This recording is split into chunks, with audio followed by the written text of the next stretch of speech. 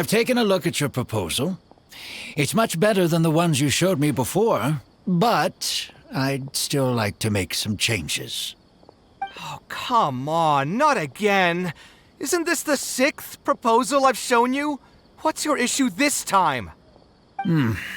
It's a bit hard to put into words, but the design still doesn't look quite right to me. I have to say, that's a terribly vague and unconvincing explanation. Please enlighten me. What would feel more right to you? For starters, don't you think this roof is jutting out a bit too far from the top? It looks almost like the head of a fungus. This door, too. I don't think it needs to be nearly this large. If you could reduce it to around my height, you could use the leftover materials to construct a few more rooms. The roof and the door are the most fundamental parts of a building. If we were to change them, then what would be left of the design? Even if the soul of the building won't be lost, all traces of architectural style would be gone. Anyone with the slightest inkling of architectural knowledge would know to leave them alone.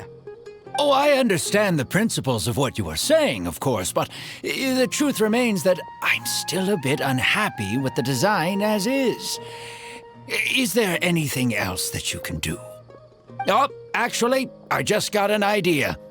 Can we get rid of all the extraneous sections on the roof, so the whole design will just be one vertical structure, similar to that of a tree trunk? What? Don't architects often say that symmetry makes everything more balanced and pleasing to the eye? This way, the proportions will be completely balanced. I really don't know how you managed to come up with such a ridiculous idea. Wait, don't tell me. Someone hired you specifically to commission me and put me through the ringer? Come to think of it, though, I really don't think I've gotten on anyone's bad side recently. Anyway, that's it. I will not be working on this commission anymore. Goodbye. Maybe you can find yourself some other genius who'll be able to satisfy your demands. Hey, young man, please wait! Go.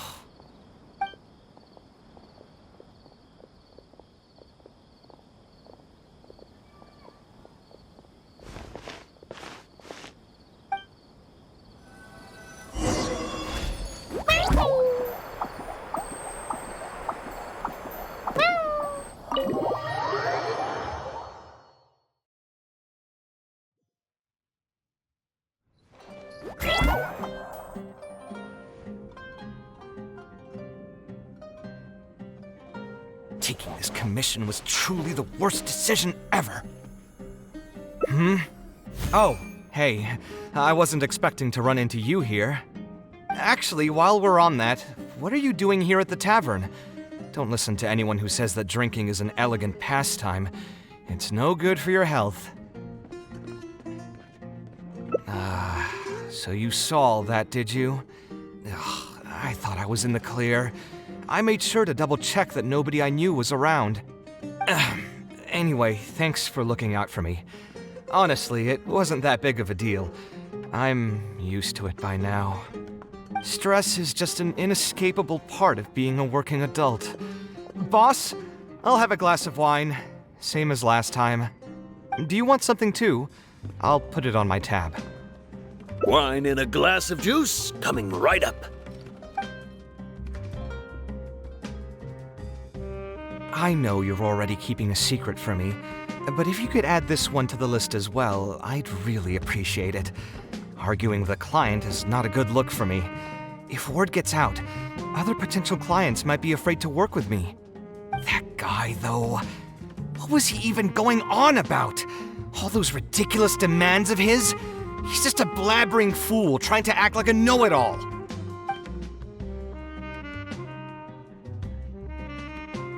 Another glass, please, boss. I'm not leaving today till someone has to carry me out. You've got it, sir.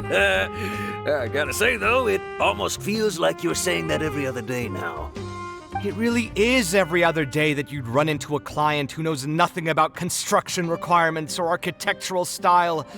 If this was in the past, I'd never have gone through 6 whole drafts trying to accommodate the client's preferences. But perhaps getting used to this just means that I've grown numb to it. I've worked on so many projects since graduation, and none of them have been approved at the first pass. I would spend a lot of time altering my designs, and by the time the clients were finally satisfied, all my passion and enthusiasm would be gone.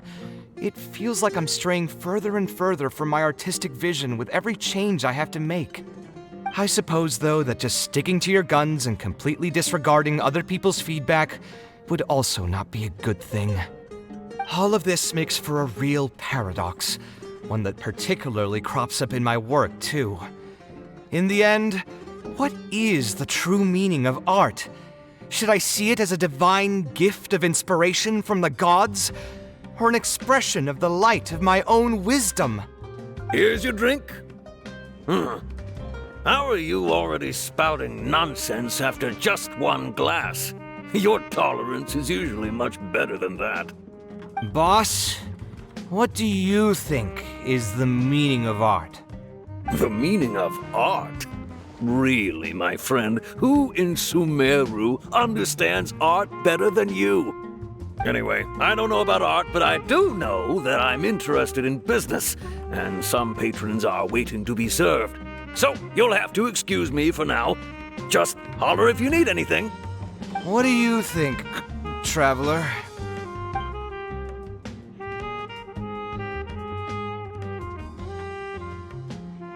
Exactly. So our thoughts on the meaning of art are rather similar.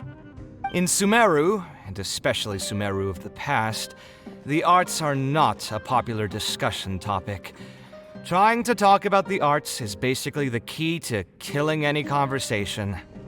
It's too bad that I'm not in my best form today. Otherwise, we could have talked about this for a little longer.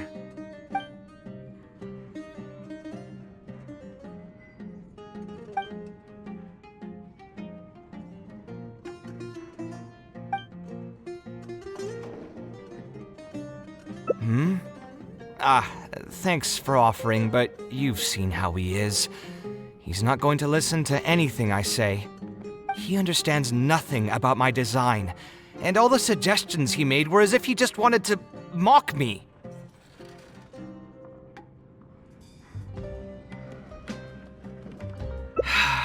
You mean, if I managed to get him to see things my way, then this project would also gain recognition from many people?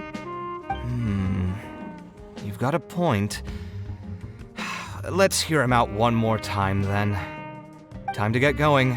I know where we'd be able to find the guy. There's no time to waste. The wine can wait until another time. I'll go take care of the bill.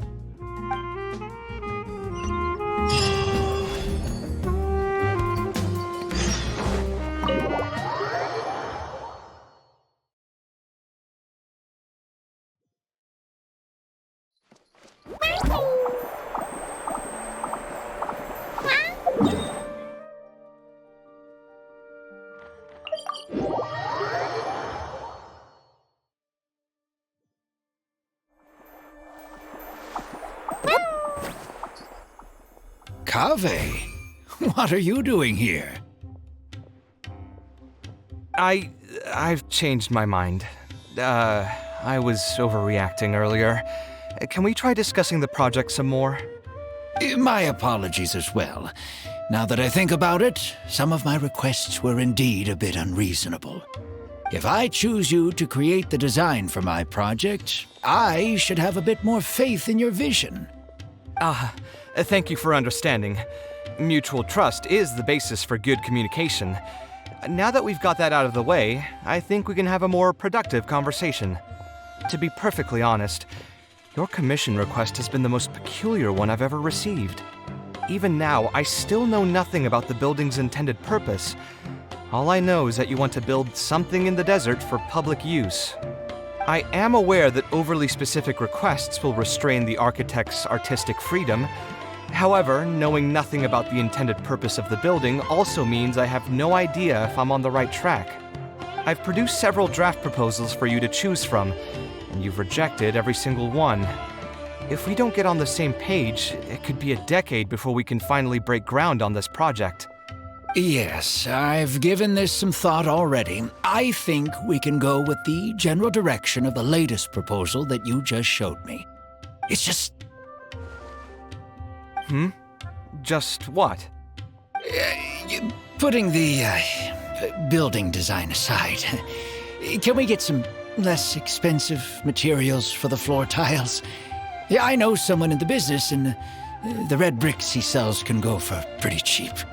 The timber here as well. We should be able to find some substitutes. Please give me a moment. My head's starting to hurt again. Just please hold on for a second. So, let me get this straight. You want to reduce the cost of the project, right? But if we implement your suggestions, then I'm afraid we have to scrap the entire design. Architectural design cannot be neatly split into discrete parts. Any change to one part of the design will affect the quality of the whole thing. I decided to utilize high-end timber for this section because the weight-bearing structure requires the supporting materials to be durable and strong. Same with the tiles. Switch them out and the entire mural will have to be redesigned. More importantly, if we make such a change, both its practical functionality and aesthetic value will take a great hit. If all you need is a building with a roof that can keep people dry in the rain, you shouldn't have commissioned me. Many architects would be able to build you one of those while charging far less in commission fees. Actually, Please tell me, are you absolutely sure that there's no room for any changes in this draft of the design? I think the most important thing for me is to understand what you would actually like to get. If you could tell me more about your vision, I might be able to work with the design some more. You are the client, after all. You should have the final say on how the project turns out. I want to build something unique. Something quiet and warm inside. A refuge that can block out the world outside. I want all who enter this building to be able to temporarily forget everything that's going on outside of the building and just focus on their task at hand. That's a bit more information than last time, but it's still extremely vague. To put it another way, every rich person who wants to build a mansion for themselves would request something like this. We've gone through many proposals, and this draft is already the cheapest one. Cutting costs by substituting building materials will not only detract from the overall effect of the building, it also won't save you much more in the grand scheme of things. Thank you for giving it so much thought. Please give me some more time to mull over the budget. I'll get back to you once I've figured out a solution. I still have a few business meetings that I must attend, so I'm afraid I'll have to leave for now. You can just leave the proposal as is. I'll get in touch once I've given it some more thought.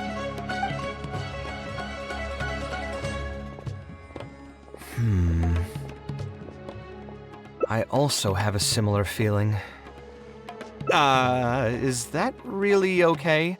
I mean, what he does now is none of our business. He does seem really suspicious, though. He dresses like a rich person, but when you talk to him, he hardly sounds the part. That's actually pretty common. Not all rich people are spendthrifts. Many are just, as if not more, stingy than him. The more mora some people have, the more they love interfering with people's lives. Like constantly reminding you to pay back your debts, or hinting every other day that it's time for you to pay rent. Actually, now that I think about it, I'm not even sure this person really wants to work on this project with me. Putting his vague requests aside, he's still finding excuses to procrastinate even when we've decided on a plan. Who knows how long construction will take if he keeps delaying things like this? We should find him again and get some clearer answers. The sooner we can break ground on this, the better.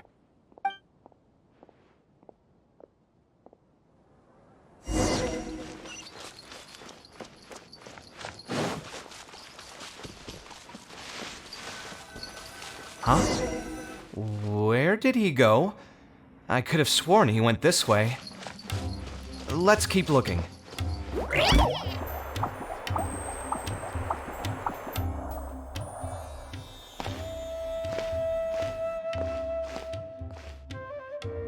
Oh, hey, look! Isn't that Badawi? It sure looks like him, but he's dressed completely different now. What is he up to? Didn't I tell you before? I'm not looking for more workers. Plus, aren't you a bit old for physical labor? If something happens to you, I won't be able to pay for it. Oh, you won't have to worry about that. I grew up as an Eremite mercenary and worked in the desert my entire life. My body's still in great shape. I don't have many talents, but I still have my muscle. If you need someone to unload goods or drive away sumpter beasts, I'm your man. You used to be an Eremite mercenary? I know there are a lot of bad apples in our ranks, but most are just trying to make a living. We're not that greedy by nature, and we'll do our best when given a job. Let me think. I'm sorry, but I still can't take you in. I don't have any open positions right now, and don't have the Mora for anything more. How about this? Why don't you try your luck somewhere else? Okay. He used to be a member of the Eremites? Huh. From the way he was dressed, I would have thought he was a merchant from the rainforest. Let's ask him about it.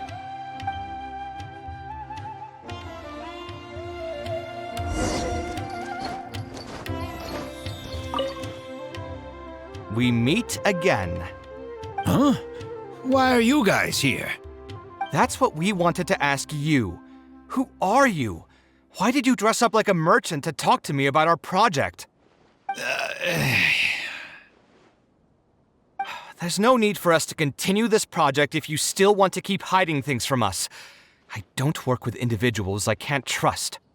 Believe me, I didn't have any bad intentions. It's just... All right, there's no point hiding anything anymore. The building I'm trying to commission you for is not really a personal residence for me, but rather a library for children living in the desert. A library? Funded entirely by yourself? Shouldn't this be the responsibility of the academia?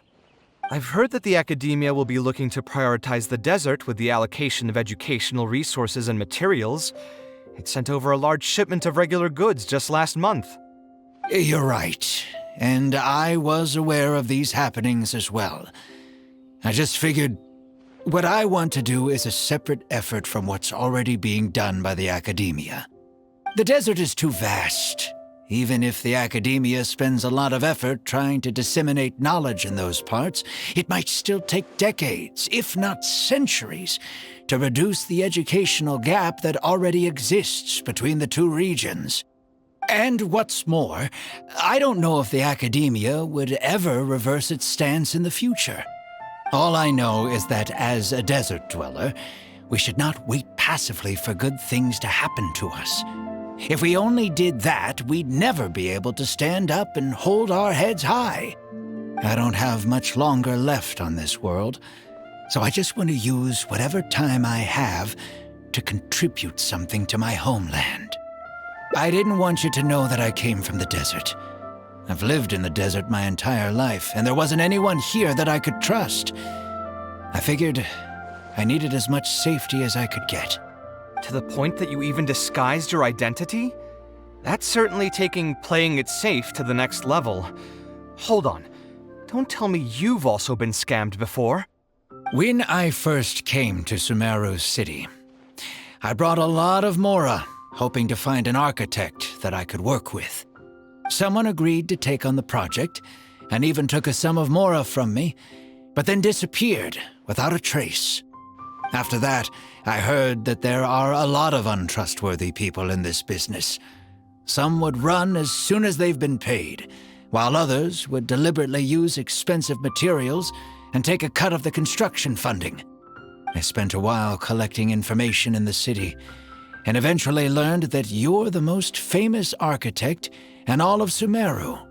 I figured that you wouldn't need to make Mora by scamming people, so I decided to reach out to you. By the way, how did you know I was scammed? I don't think I've ever mentioned that to anybody. Just a hunch. A while ago, I accepted an offer to work on a project in the desert, and was also scammed out of a large sum of Mora. I ran into someone who was living in a pretty run-down house.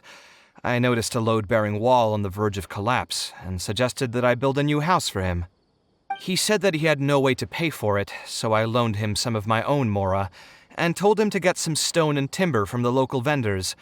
Soon after that, I found out that he had gone gambling with all the money, and lost everything, down to the last coin. And after that, he even borrowed Mora from me twice more, using a different excuse each time. I didn't even suspect him of any wrongdoing until he hired a group of mercenaries and tried to ambush me in his own house. According to him, I looked like an easy target because I was an academia scholar who didn't have any family or friends in the desert. What kind of person would just look at someone else and think, this guy looks like an easy target? Those kinds of things do happen every once in a while, yes. Folks like him are the exact reason why us desert dwellers' reputation have gone down the drain. I must apologize to you on their behalf. It's all right. You were also scammed by someone from Kasharwar, after all. I should apologize to you on their behalf.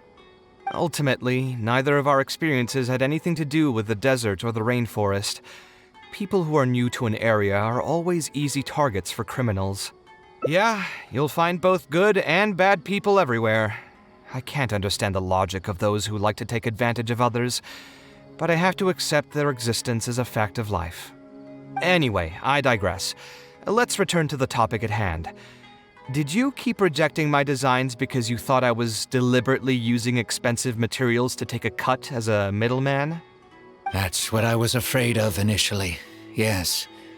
I eventually understood that you weren't out to cheat me.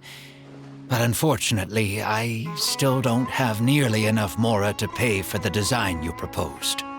I've done the math and know that we should be able to make it if we cut some corners. However, after our conversations, I can see that you're passionate about your design, and I'm quite fond of the proposal as well. So, I decided to try and see if I can afford your proposal as is. I've been looking for work every day, and in another month, I should be able to cobble together enough Mora to meet the budget. By cobble together, you mean you're going to spend your entire life savings on this project? But then, what will you do if something unexpected comes up, and you find yourself stuck with no emergency fund? To be honest, I haven't really thought about that. I mean, when you've lived to be my age and something happens, you can't really call it unexpected anymore. All I want is to build this library before I leave this world, so that the children of the future would have some books to read, and the desert dwellers would be able to learn their letters and pick up some practical knowledge. A while ago, I heard that the academia had decided to recruit a number of exceptional children from the desert. Of course, this is welcomed news. But as someone who's spent their entire life in the desert, I still have a few concerns. I know the desert life and can predict what the problems will be. Many children from the desert have had neither the interest nor the proper environment to learn. So even if the academia would take them in, once they enter the halls, they might find themselves surrounded by other children who look and act very differently from them. And as a result, they might become socially isolated. Yes, I can imagine that. My father passed away at an early age. Even though I had a good number of friends during my years at the academia, for some time I still sensed many critical looks in my direction. I'm sure a child coming all the way from the desert will have an even harder time. But let's bring this back to the building itself. I think you said that you want this building to be quiet and warm, with its doors serving as a solid barrier to block out the sound and fury outside, and allow one to focus on the book in their hands. Building it according to the current plan will be quite costly. Even if I don't charge you any commission fees, I don't think we'd be able to keep it under your budget. Any ideas on what we can do?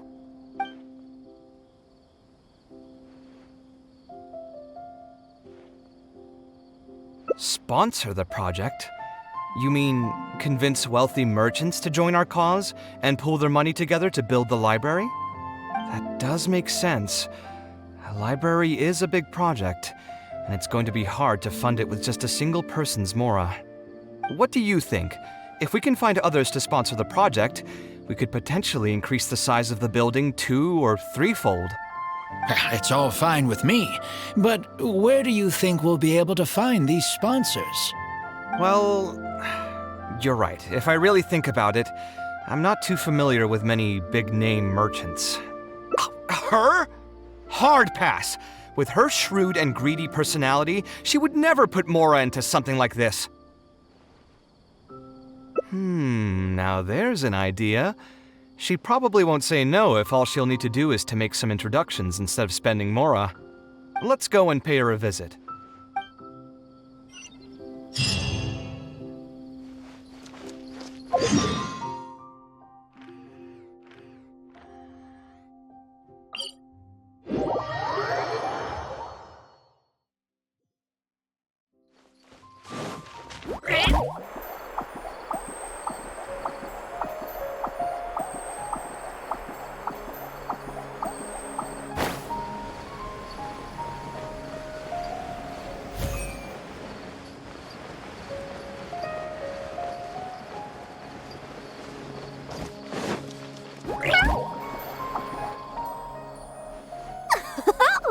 Now here are some unexpected guests.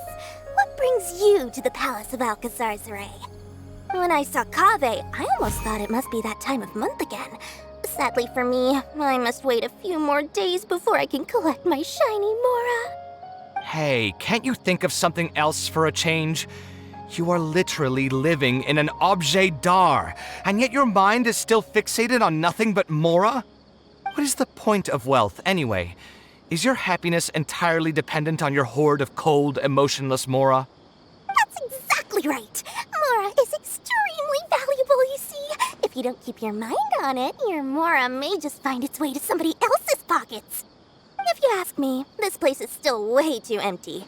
Just give me some time and I'll fill it to the brim with lots and lots of Mora. You're hopeless. Oh, so you have an actual reason to visit me? All right, let's hear it.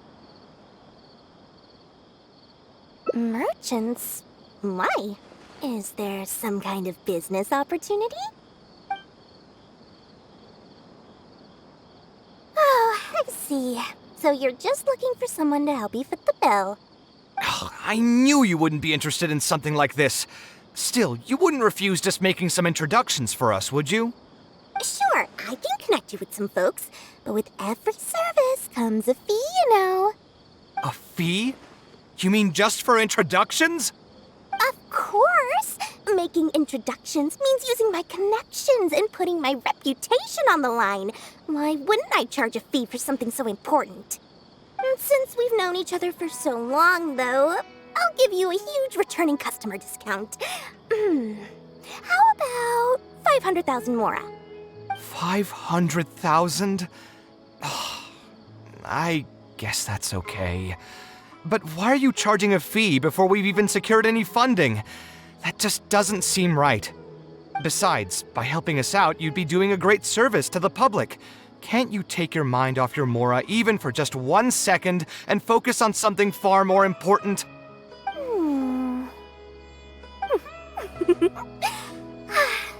Very well. Since you're so passionate about this project, I'll help you out and waive the introduction fees. 3 of my business partners came by earlier today to discuss some things with me, and they still haven't left yet. I'll arrange a meeting for you, and just so we're clear, it'll be up to you to present your project and discuss any deals. Thank you so much. You can wait here. I'll bring them over to you.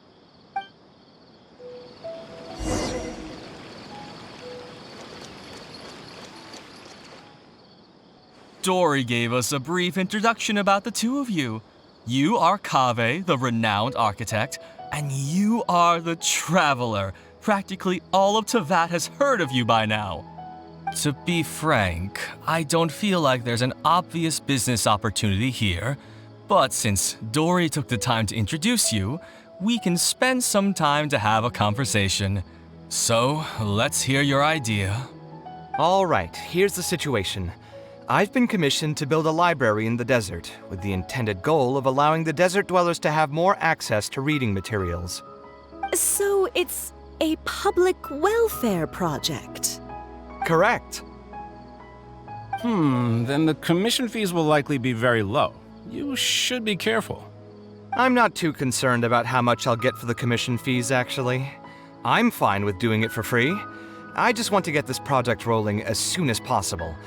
We're just a little short on funding. So what? You can't possibly expect that we just cover the shortfall for you. Besides, what does a library in the desert have to do with us? If you want to build it yourself with your own Mora. Seems simple enough to me. Hey, there's no need to be so harsh. They are Dory's associates after all. Here, can you tell us a bit more about what we can gain from sponsoring this project?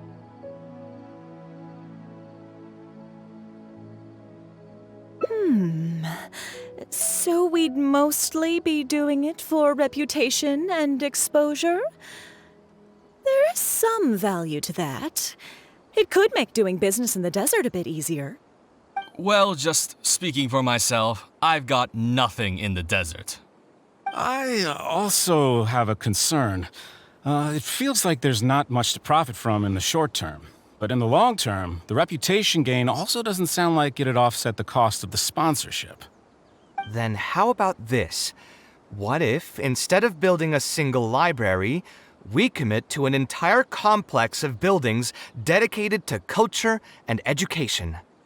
Wouldn't that just cost more? Yes, but in that case... Mr. Kaveh, please tell us what you have in mind. I'll just give an example. If we were to build a library and a school near Aru Village, then the desert dwellers would gradually begin to migrate towards the area. A whole suite of buildings will be able to host more traffic, and thus drive the economic development of the entire area. In turn, that would lead to direct business opportunities. I've been to the desert several times. Although there are still many lingering tensions between the two regions, the amount of interaction has been steadily increasing, and in the long term, the desert will only become more and more important to Sumeru. You do have a point. Education in the desert is indeed an industry that has not been tapped into. If we can be the first to place stakes in the area. And you just believe anything he tells you? Even the greenest amateurs know that urban planning will affect population flow. If you don't believe me, you can ask anyone on the street to confirm it to you. You...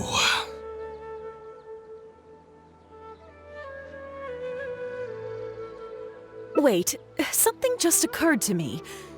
If we're going to build a library in the desert, Aru Village would obviously be the best place for it. But it seems we're not the only ones with our eyes on the village. I heard a rumor a while back saying a lot of land and buildings in Aru Village have already been secretly purchased by a big-name merchant. What? What? In other words, if we try to join the fray now, there won't be much left for us. If we want to build a suite of buildings focused on education and culture, Aru Village is the prime location. If we want to build it anywhere else, we'll have to deal with a far larger list of problems. It's not impossible, I suppose, but... Then there's no hurry. We can wait for Aru Village to develop more first and get into the market for expansion to other areas. But if you were to do that... Is there nothing else to discuss? Great timing! I pretty much heard all I want to hear. If there are no other urgent matters, I'll be on my way. I'll be off as well. If you have any new ideas, please feel free to reach out. It seems like the others are not interested in funding this, so no point in me doing this on my own. Let's revisit this another time. Hey, guys, wait! Well, what can I say? I guess it went somewhat as expected. They are Dory's friends, after all. As soon as they heard that there's not much more in this for them, they lost all interest. Yeah, it's just another day doing business with people. But I can never get used to that. Those people never think of anyone other than themselves. Looks like we'll have to figure out some other way to get the funding. Let's go. How did the meeting go? Want to talk about it?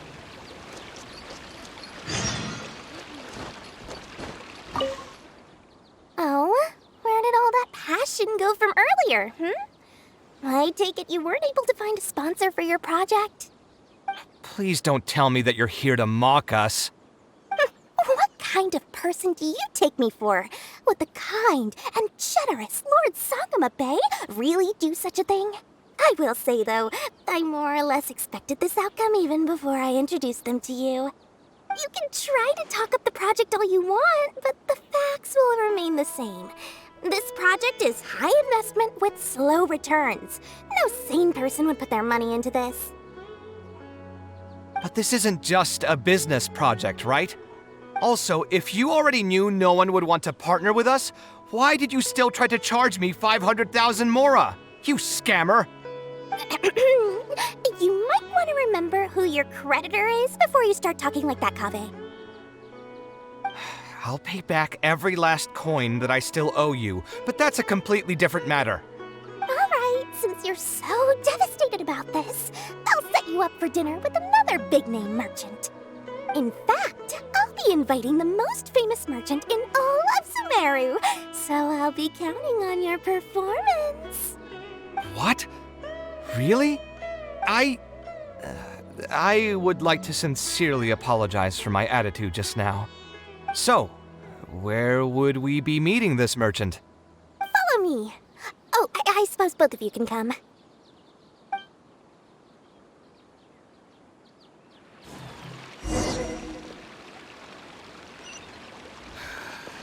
Just wish that some people would actually do their jobs.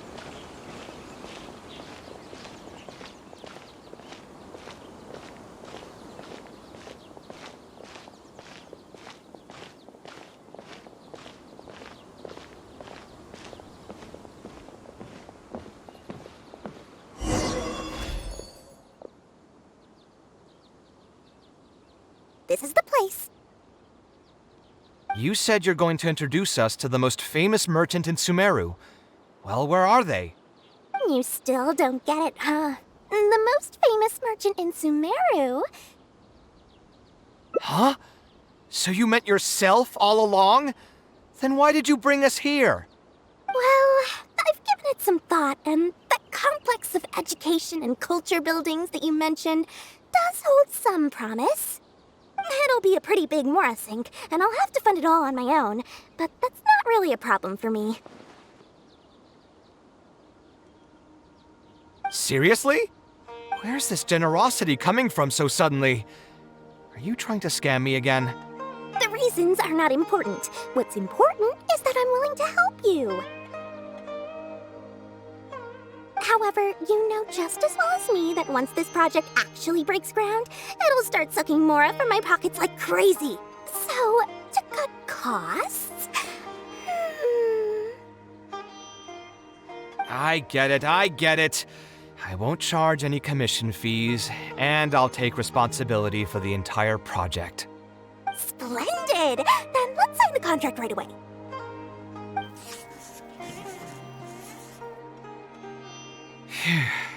This way, the children of the desert will have some books to read.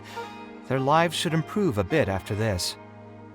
Of course, there are a few things better than using my knowledge to help other people change their fates. I must thank you as well, Dory. I used to say you only cared about Mora, which might have been some prejudice on my part. Sorry for that.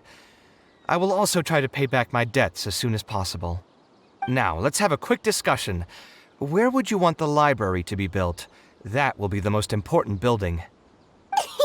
There's no rush. I'll provide you with a copy of the deed when we get back. You can just use the address on the document to find the lot. Huh? The deed? So hold on a sec. The person who has been buying up everything around Aru Village was you all along? Oh my, did I not tell you about that? Yep, yours truly has been buying up all the land.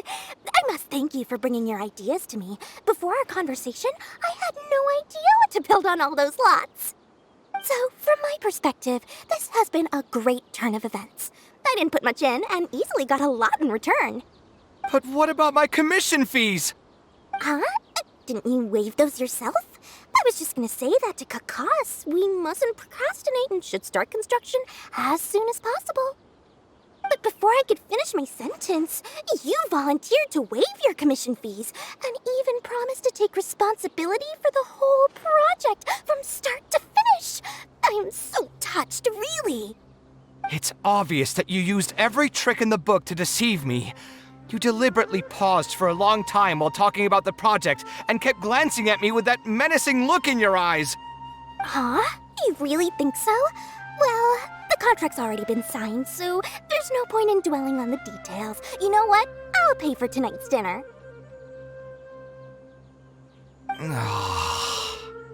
Fine, I'll drop the argument on the commission fees.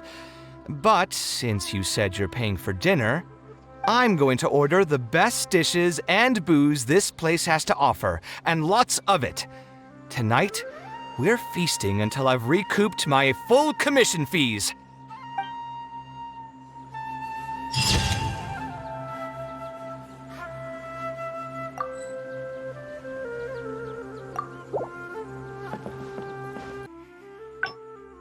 According to the... Any ideas on what we can do? A slightly different style. Give me a minute. Most architects would probably prioritize cutting costs and removing extra features in this situation. Indeed, converting the building into a simple bungalow would solve most of our problems. However, I do not think this would be the best solution. While it's true that the aesthetic value of a building is often viewed as an afterthought, neglecting it has some long-term negative consequences.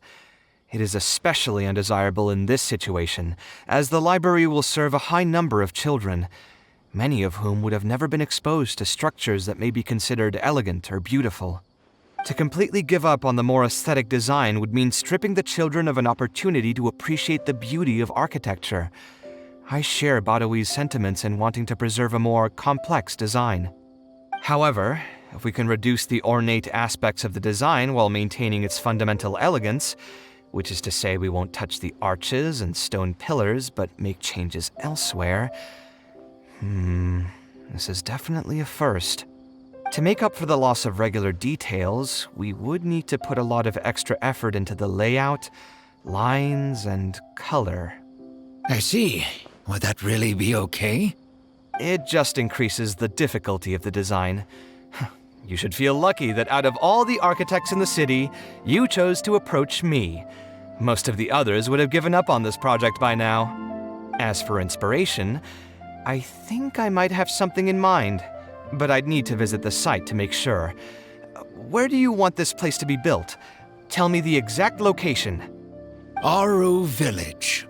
Although it wasn't my childhood home, I think it'll be the best site for such a building. Okay, then we can pay a visit to Aru Village. Is there something I can do for you?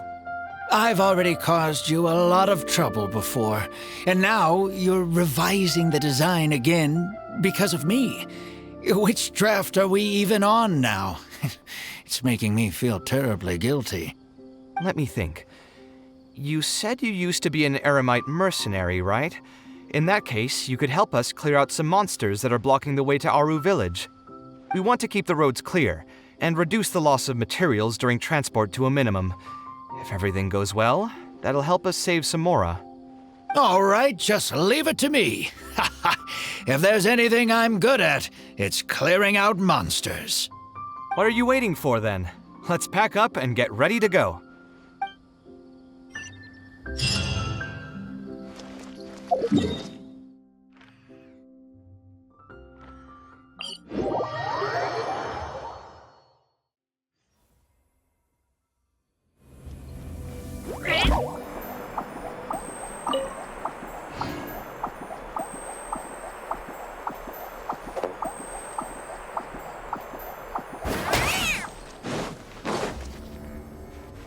Most materials going from Caravan Rebat to Aru Village would pass through here.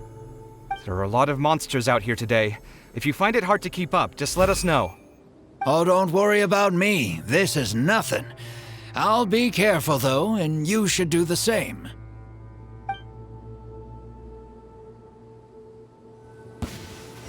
Scanning!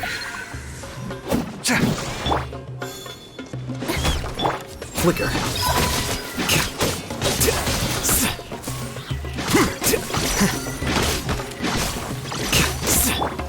Make yourselves at home. Quietly now. Defract.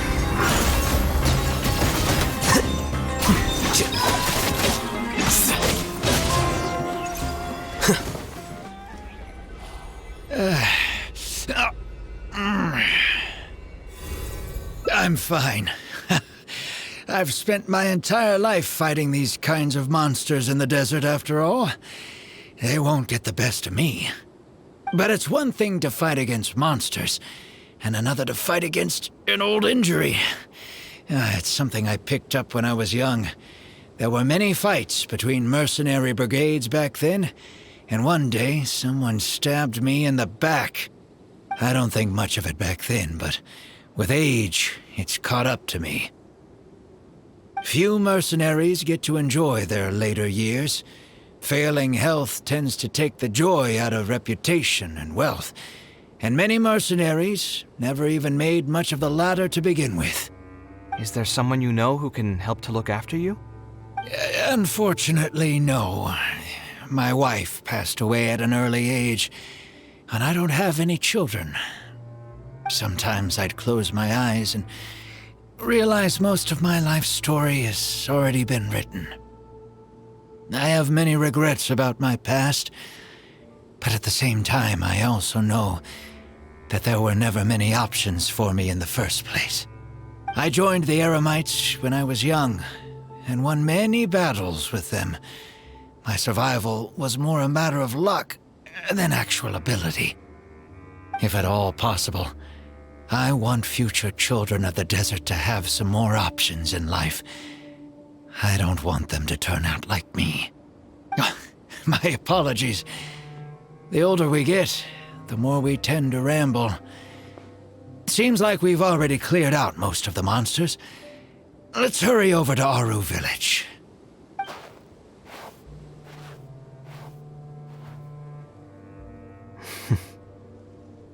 I think it's really admirable of him to spend his whole life's savings on people he's never met. Maybe he's doing this out of natural kindness, a kindness that hasn't been eroded away by the struggles of his life.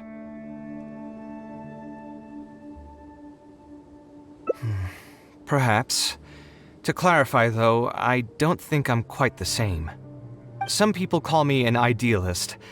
I do have some sentiments of that general persuasion, such as wanting everyone to be able to lead a happy life. But my situation is more complex than that. In the beginning, what drove me to harbor those thoughts was less idealism and more a desire to make up for a sense of guilt. When I was young, I impulsively encouraged my father to take part in the first Inter-Darshan Championship, hosted by the Academia. He set off confidently hoping to win something for me, but failed to clinch the title. What's more, he fell into depression after the competition, and requested to join an investigative research project in the desert. I never saw him again. Word has it that he got caught in quicksand. Even if other factors may have contributed to his death, the fundamental cause still circles back to me. I started doing many things in life because I wanted to make amends. Even in cases where I couldn't do something for a specific person, I still did whatever I could. I think I just wanted to make myself feel a little better. At this point, even I don't know. I've tried self-reflection, but it didn't help. I can't seem to walk away from many things that I see or hear about, even if they don't directly concern me. And I can't quite pinpoint the source of it. Maybe it's just like what those Vahumana scholars often say. It's hard for people to truly understand themselves. I could be doing things out of endless guilt, or I could be doing them out of a strong sense of empathy. It could even just be a matter of conceit. The potential motivations could number in the dozens, but the actions they result in are the same. Anyway, I suppose I don't really mind being called an idealist. They also use that term to describe my father. It seemed to carry fewer connotations back when he was around. I've known Al-Haytham for many years now, and discussed my ideology with him for nearly as long. Maybe argued is a better word for it. He told me a long time ago that no matter how strong of a swimmer you may be, you'll still get dragged under by the others who are drowning once you run out of stamina. He believes this is the fate that awaits all idealists. I still believe I should live by my ideals, and I've given him countless reasons why I think it's a good idea to do so. Perhaps my ideals are flawed, but are there really any perfect things in this world? Unfortunately, he remains unconvinced. His personality is the exact opposite of my own. If someone happens to drown next to him, he'll most likely stand on the shore and mumble something along the lines of respecting other people's fates. But as you can see, I'm not the only idealist in the world. Just as there are different seasons, there are also different people. There are many others who will continue to care about the fates of those who are not directly related to them. And when I finally run out of stamina, someone will also reach out and bring me back to shore. Someone will help me, right? Yes, I've already been helped like that before.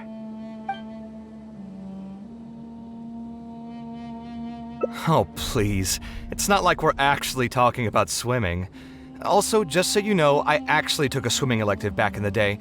Don't underestimate my skills. Either way, I'm feeling much better than when you first found me at the tavern.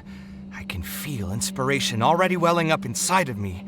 Maybe this will be just the opportunity I needed to create a whole new style. All right, let's head to Aru Village.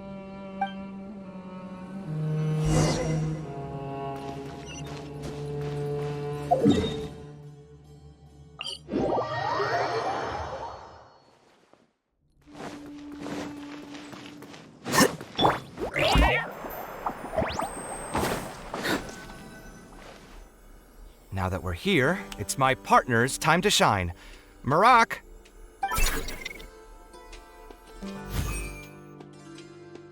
Oh, what's this?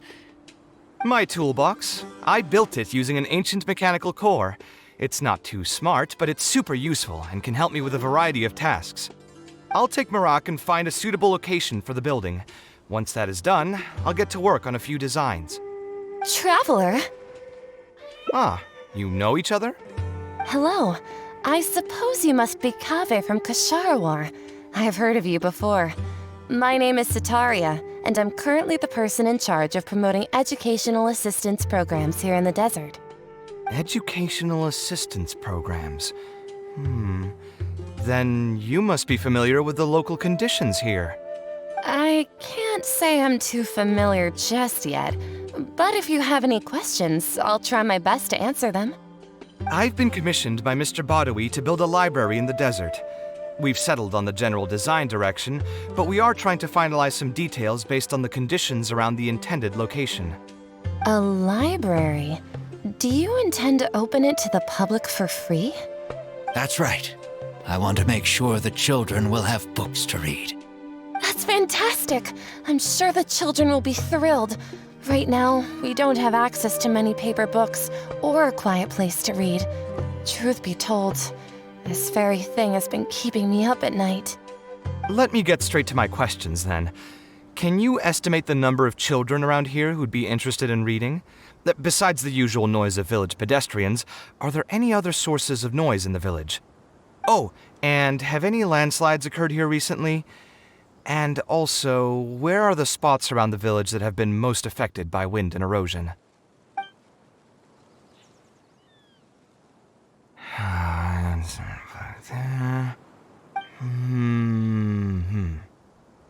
All right, that should be everything. Badawi, let's go over the budget again.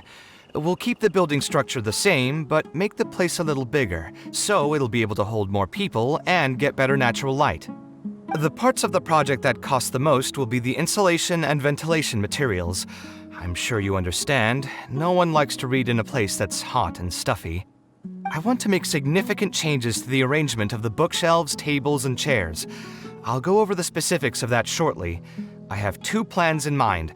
Both are pretty minimalist in style, but will provide a very different ambiance from the world outside. Our final cost should be around 70% of the last figure I quoted. The whole thing should take around half a year to complete. Marak has produced a sketch for all of you to see. If everyone's okay with it, then we'll proceed with that as the formal plan. The inspiration just came to me naturally. All I did was put thoughts to paper. I must give you credit, though. If it weren't for your advice and suggestions, I probably wouldn't have landed on this new style so quickly. According to the traditions of my profession, I should probably name this style after you. Let's call it the Traveler style. In the meantime, let's look forward to the day when this building is completed and can finally open its doors.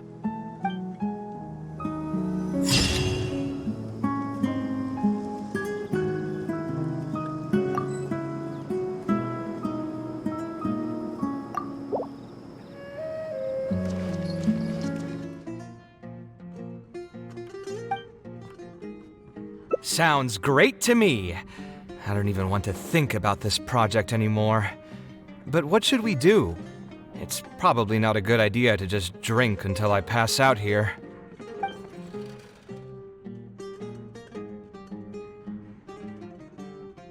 A different career. I see. That's not a bad idea. I think I've heard a saying somewhere before. 80% of a working adult's woes are due to not having enough mora in the bank. It's just a saying, of course, but even I will admit that my life would be a lot better if I could make additional mora. And if I want to make mora, I should finish that ridiculous commission. But I really can't find it in me to go back and talk to him right now. Hold on.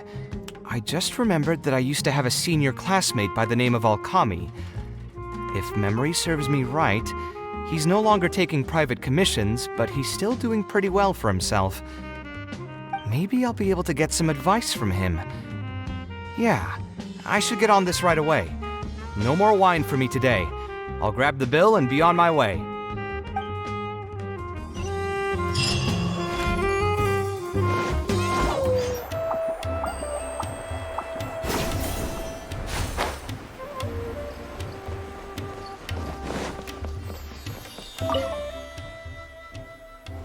Ah, Kaveh, it's you! It's been a while. What have you been up to recently? Yeah, it's been a long time, Alkami. Things haven't changed much for me. I'm still taking private commissions for all kinds of projects. I heard that you were the genius behind the Palace of Alcazazare. I bet you're all set for Mora after a project of that size. Well, it's hard to make a profit from every project, you know? Hard to make a profit? You've got to be joking. I've never met an architect who didn't make a profit from a project. Unless the client fled before they paid the commission fee in full. But that doesn't sound right either. Doesn't Dory have a pretty decent reputation in our local business circles? I don't think she's ever been involved in any kind of big scandal. Well, about that. I mean, it was complicated. I understand. Either way, doing one project after another sure gets exhausting over the years, huh? I've been there, so I can feel your pain. I mean, I obviously never had your reputation to live up to. That must have been stressful. But I'm sure we've faced all the same problems. Trying to keep your client in a good mood while you're trying to stop them from micromanaging things they don't know the first thing about. I don't miss it. Thankfully, that's all behind me now. Not exactly. My work is still closely related to architecture. Judging from the look on your face, you're still strapped for Mora. That's quite unfortunate. You're the most artistically gifted graduate the Ksharawar Darshan has seen in decades. But it looks like you still have a lot to learn in terms of making Mora. With that said, us Ksharawar grads should still look out for each other. What if I told you about an idea that'll absolve you of all your Mora troubles going forward? Are you serious? But something like that has got to be some kind of top-level business secret. Are you sure you can just share something like that with me? Besides, I don't want to just take something like that without offering anything in return. I still have a little Mora. Or is there something that I can help you with? Oh, you're too kind. This is just a simple tip. Even if I didn't bring it up, I'm sure you'd hear it from the others sooner or later. The idea is this.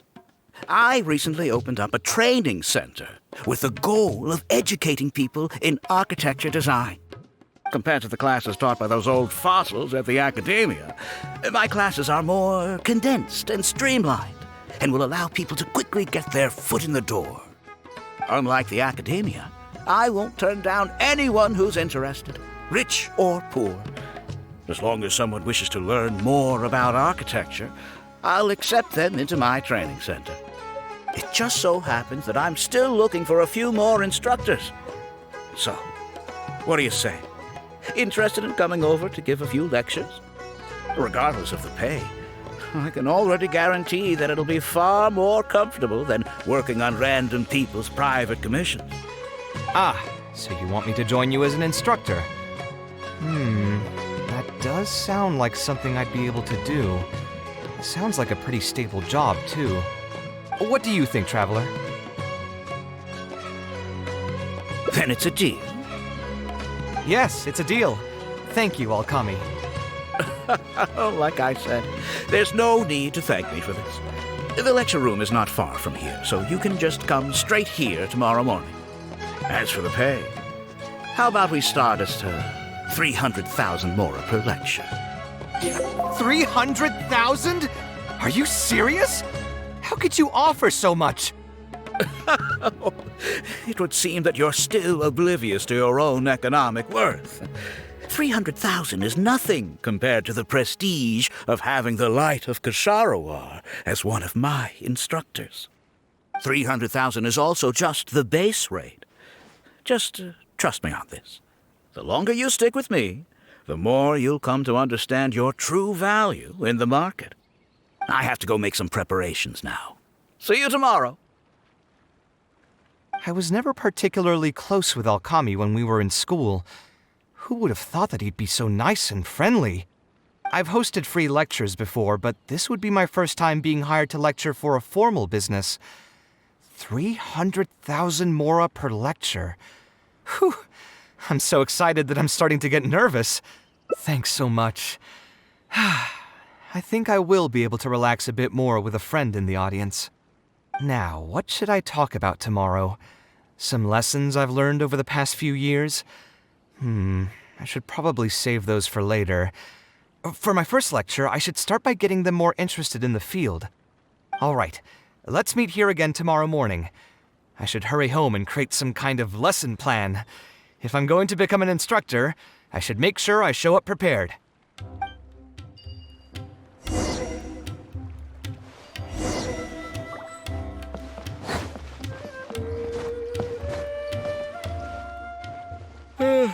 Oh, I didn't expect you two to get here so early. I was up last night preparing for the lecture, but I ended up getting so excited that I couldn't fall asleep. Here, I've prepared a lesson plan. Do you want to take a look? Lesson plan? I must commend you for your dedication. But the training center has already developed its own set of teaching materials. Instead of using your own plan, you can just use what we have here. Of course, you're always welcome to work in some of your own content to add some fun and flavor. Sure, be my guest.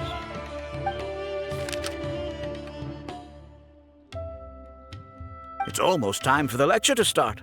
Feel free to head in and start the class whenever you're ready. Huh. So you've already developed your own set of teaching materials. Seems like I won't need the stuff I've prepared after all. Anyway, shouldn't be a problem. I'll just go ahead and use your materials. There's something else I want to ask, though. This isn't going to be a large class, is it? No need to stress. There are only 20 people in this class. There are 14 classes at my training center. Out of all of them, the first class has the best grades, so I've directed them to you. We'll see how well they take to your lectures. 20 people, huh? All right. I think I can handle that. Oh, and one last thing. In the interest of keeping a quiet learning space, only instructors and students are allowed in the classroom when class is in session. I'm sorry to say this, but your friend will have to wait outside while you teach the class. Sorry about that. I'll meet you at the door when the class is over then.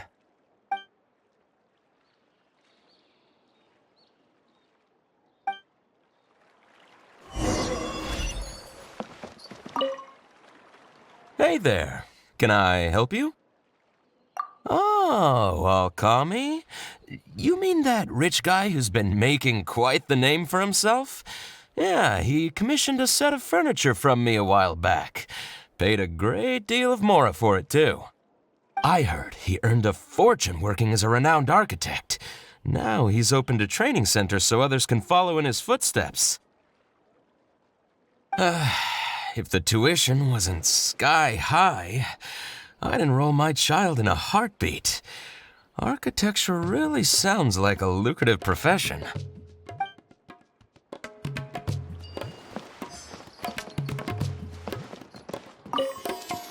Did you hear? Alkami recruited Kaveh to be an instructor.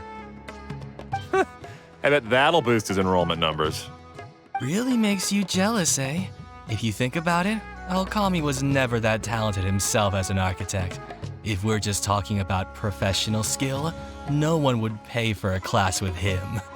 That's true, but you've got to admit, his advertisements are really effective. After all, the academia only admits those that can pass its entrance exam, so only a few people could hope to study architecture in the halls of the Kasharwar. For those who can't pass the exam, or who just want to jump straight into the industry, the training center is the best bang for the mora. Man, to have that kind of business acumen.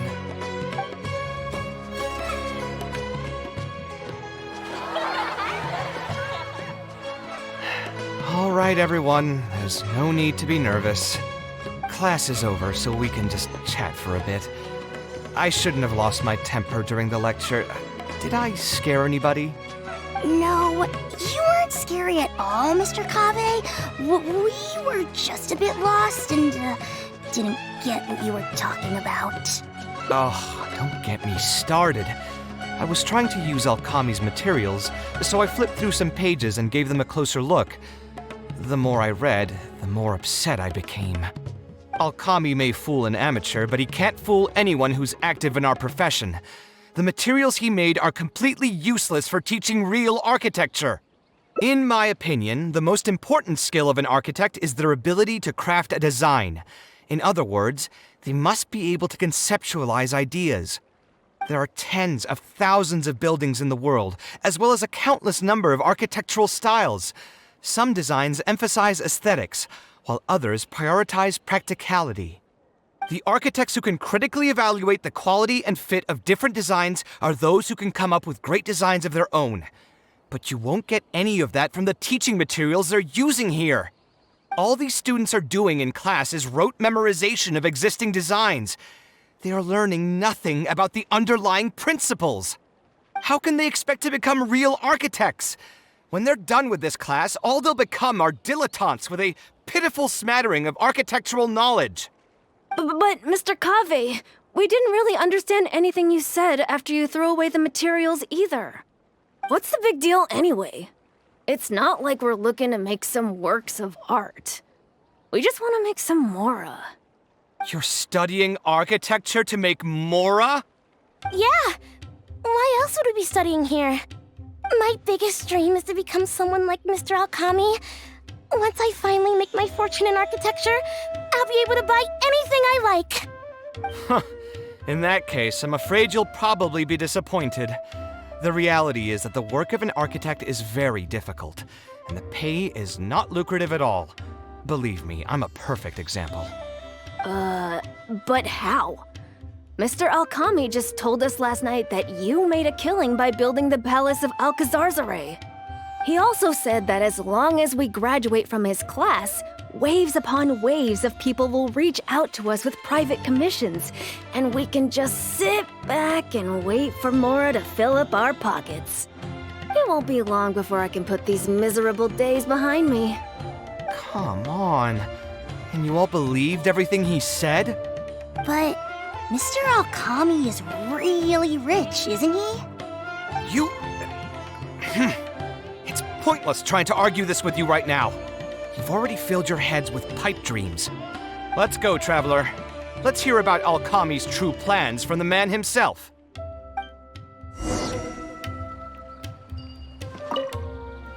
Mr. Kaveh looked really angry. Who cares about him? Maybe he's just worried that we'll take all of his commissions once we finally graduate. But that can't be it, right? Mr. Kaveh is super famous. Who knows? My dad told me the more famous someone is, the more arrogant and stubborn they become. Approachable people like Mr. Alkami are the rare ones.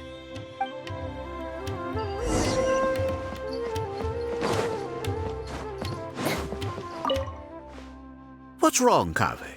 You look quite flustered. Did one of my students offend you? Were the students not astute enough for your liking? I must implore you to go a bit easier on them.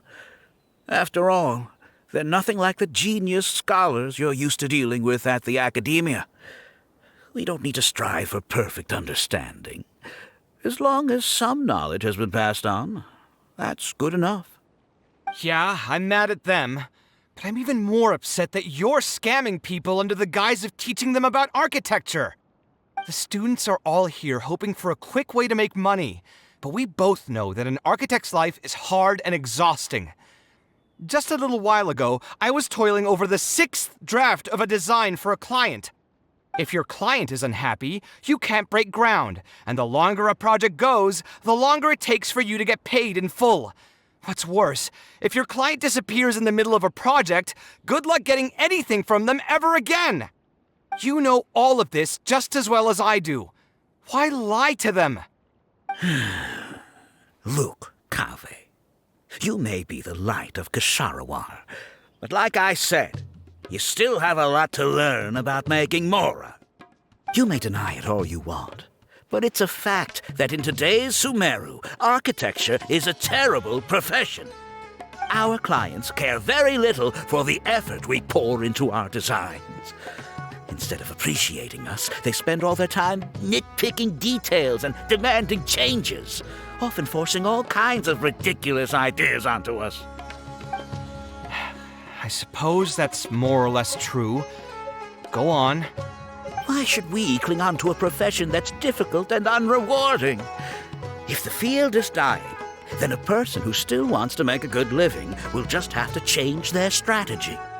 If it's near impossible to make money as an architect, then why not just establish a training center and train other people to become architects in our stead? Wait, how does that make any sense? Aren't you just leading them into the same trap? We are already stuck, my friend. The more people we can lead into this pit and stack as padding beneath our feet, the more comfortable our lives will be. That's right. Making money as an architect is a slow and agonizing process. In comparison, earning tuition from a training center is far easier. None of the students will ever know, however. In their eyes, all of my income was earned during my years as an architect. It's easy for them to fall for my promise. After all, everyone wants to live the dream of being the person who can spend millions without batting an eye. The more students I get, the more money I earn. And the more real that dream becomes. And then what? Once they graduate, they'll still find out the truth about architecture and struggle to stay afloat amid all the problems we already talked about. When that happens, your facade will pop like a soap bubble. No one will believe you anymore. Ah, but that's just one way to look at the problem. No two people have the same amount of talent. Even if they fail to strike gold in the future, you can't say that it's my fault and mine alone. Oh, and also, I never actually promised that they would achieve financial freedom as long as they become architects. All I did was nudge them towards that belief. I'm not even scared if they do come back and stir up trouble. My training center has all the required permits and certifications. Even the Dendro Archon herself couldn't find fault in any part of my business. How can you sleep at night knowing that you're doing all this? Tell me, is your heart carved out of brick and stone? I can't believe that I once saw you as a decent human being. I am beyond disappointed in you. And the same goes to you. How many years has it been since you graduated from the academia? If you still can't accept something like this, do you just plan on keeping that worthless naivete of yours until the end of time? Only fools will see art as revered and sacred. In the end, art is just another business. Being successful at running a business is an art form in itself. I urge you to think about what I've said. Offloading your pain onto others is the only way a person can live comfortably in this world. As the light of the Ksharowa, you've accumulated plenty of fame and respect.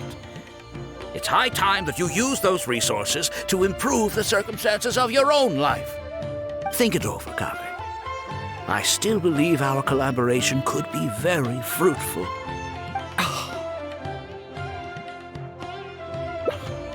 I'm so mad, I feel a headache coming on. There's nothing more I can say to him. I'll resign from my position as instructor. Of course, I'm sure you've realized that as long as I remained at this center, he would be able to use my name to advertise this place. Even if I just sit back and do nothing, others will be deceived and suffer because of me. He is right about one thing, though.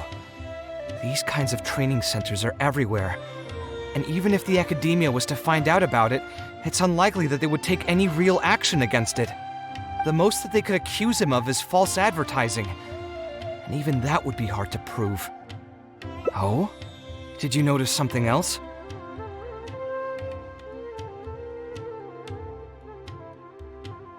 Yeah, you've got a point. The rate he gave me was 300,000 mora per lecture. That probably came out of the students' tuition. And who knows just how much he's been charging the students for attending his classes. If you're gambling everything on making it rich as an architect, are you really going to have the mora to pay for that kind of tuition? Right. We should hurry. The students didn't believe a word I was telling them. They're still daydreaming about making millions. We're never going to get any information from them again if we let Alkami talk to them first. Let's move now before he's had the chance to react.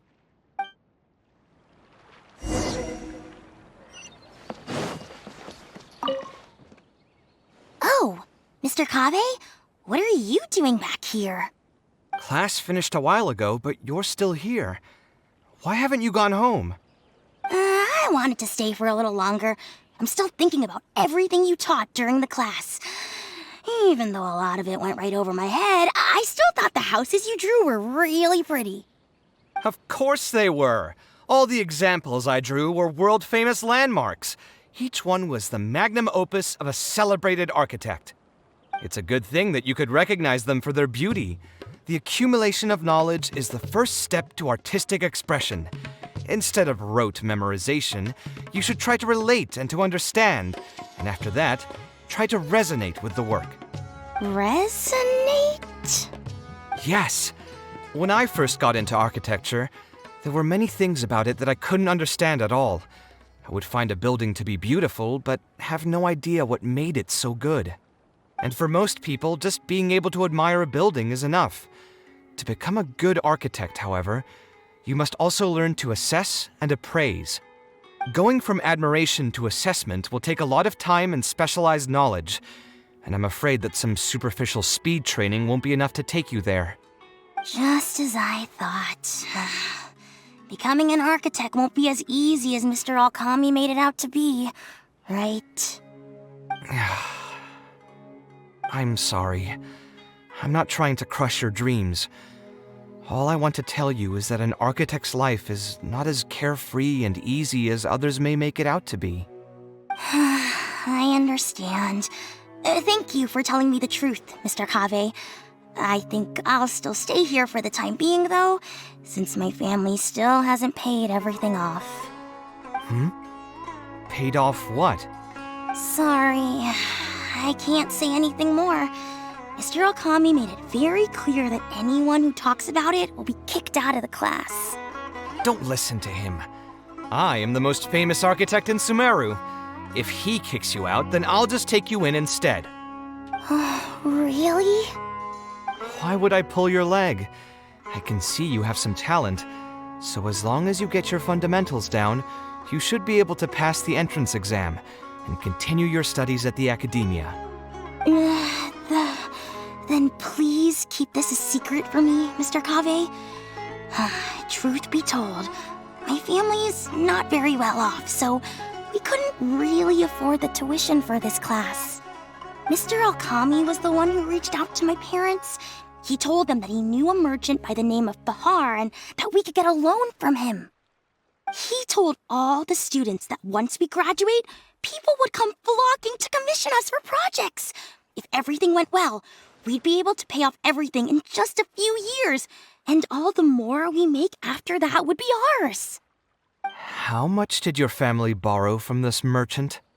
I think it was several million mora. And what was the interest rate? I'm not really sure. My parents were the ones who signed the contract. All I know is that the stack of papers was as thick as a slab of rock. Yeah, I have a bad feeling, too. Something about the whole thing feels dastardly familiar. We need to find that merchant to confirm. But if we were to confront him right now, there's no way he'd admit to anything. Good idea. Hey, tell me, do you know where we'd be able to find this merchant? We last saw him on the north shore of Port Ormos. Who knows if he's still in that area, though. Well, it'd still be worth taking a look. Architecture... No. The arts shouldn't be used as bait for a scam. We need to do something before the students' lives are ruined even further.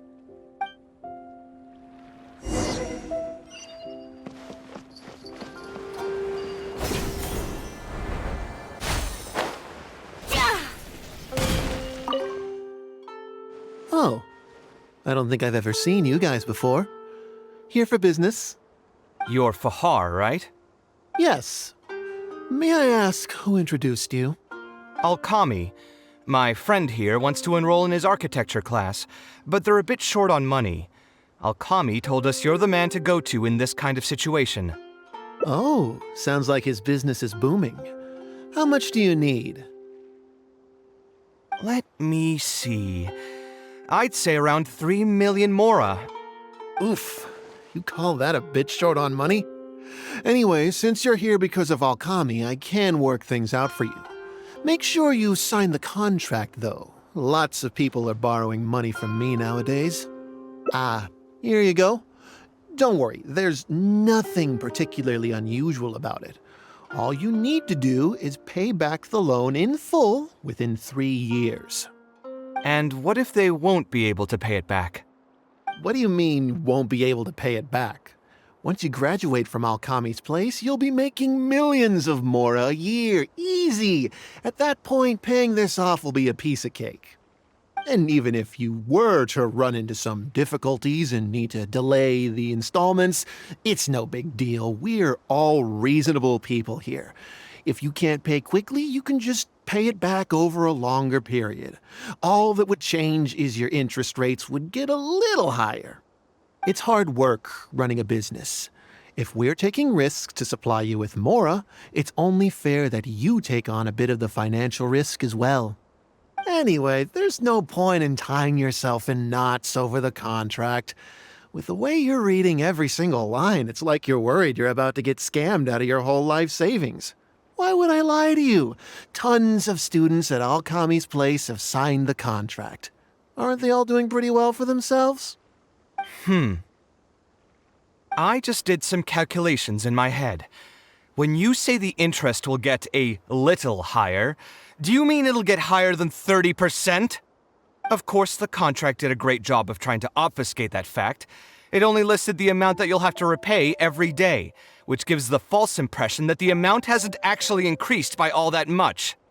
If you actually do the math, however, it's clear that the amount you need to pay on interest alone will amount to hundreds of thousands of mora per year.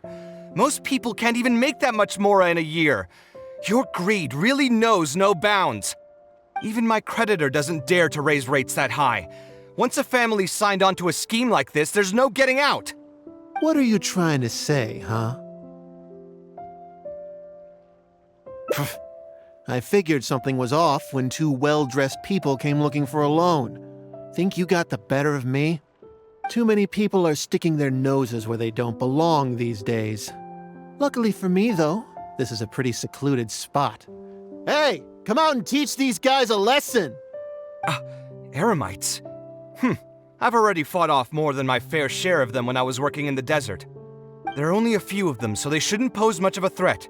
Marak, you're up! You want this one? Who are you and what do you want? I don't think we've done anything to hurt or offend you, so why go this far to destroy my livelihood? Debt has the power to upend your whole life. I know very well just how miserable living in debt can be. But my debts are the culmination of many different factors, and my interest rate is still somewhat reasonable.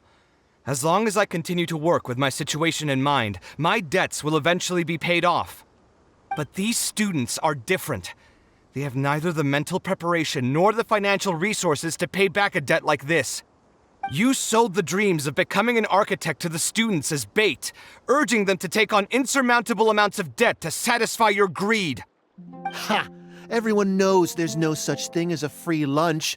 It's their own fault for falling into the trap. And if we're going to talk about greed, aren't those students the ones who are blinded by it? They completely ignore the risk that's right there in front of them. Ha! And here comes the silver tongue. Surely you use that to reel in the students as well. Even now, many of them are still hopelessly dreaming of striking gold after they graduate. People grow by learning from their mistakes. I hope this will be a valuable lesson to them. Let's head back to the academia and turn this guy over to the Matra. They should be able to link him with Alkami's business.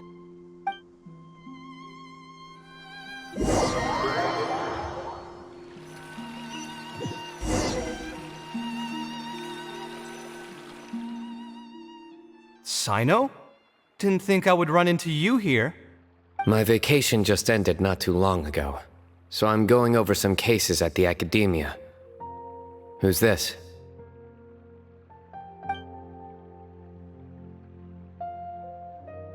I see. Charging an interest rate over 30% indeed constitutes a crime. As it is highly likely that Alkami is also benefiting from this scheme, the Matra will open an investigation on him as well. The training center will be closed until further notice. Any funds we manage to recover from the suspects will be returned to the students. It's unclear how much we'll be able to get back, however, given their extravagant spending. That should still be enough. Once the students realize the error of their ways, they won't fall so easily for such traps in the future. Anyway, thank you for your help. I hope this won't be too much trouble for you. It's no trouble. Just another day at work. How did you two get tangled up in this anyway? Did you accept any mora from him? He promised to pay me 300,000 mora per lecture, but I resigned as soon as I finished the first session. I didn't take a single coin. Ah, that's good. What do you mean, that's good? Would you have taken me into custody as well if I had actually accepted any mora? I wouldn't have gone that far.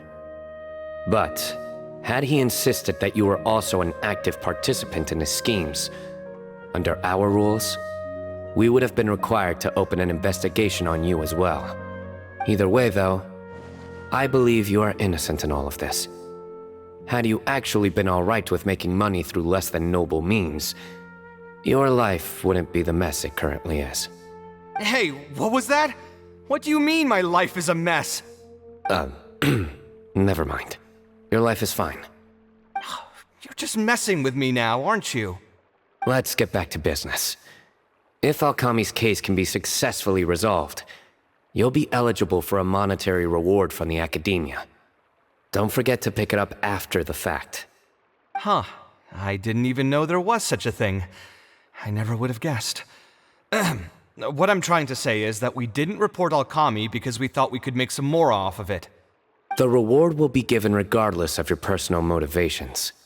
It was implemented with the intent of encouraging people to supply tips to the Matra. Fine.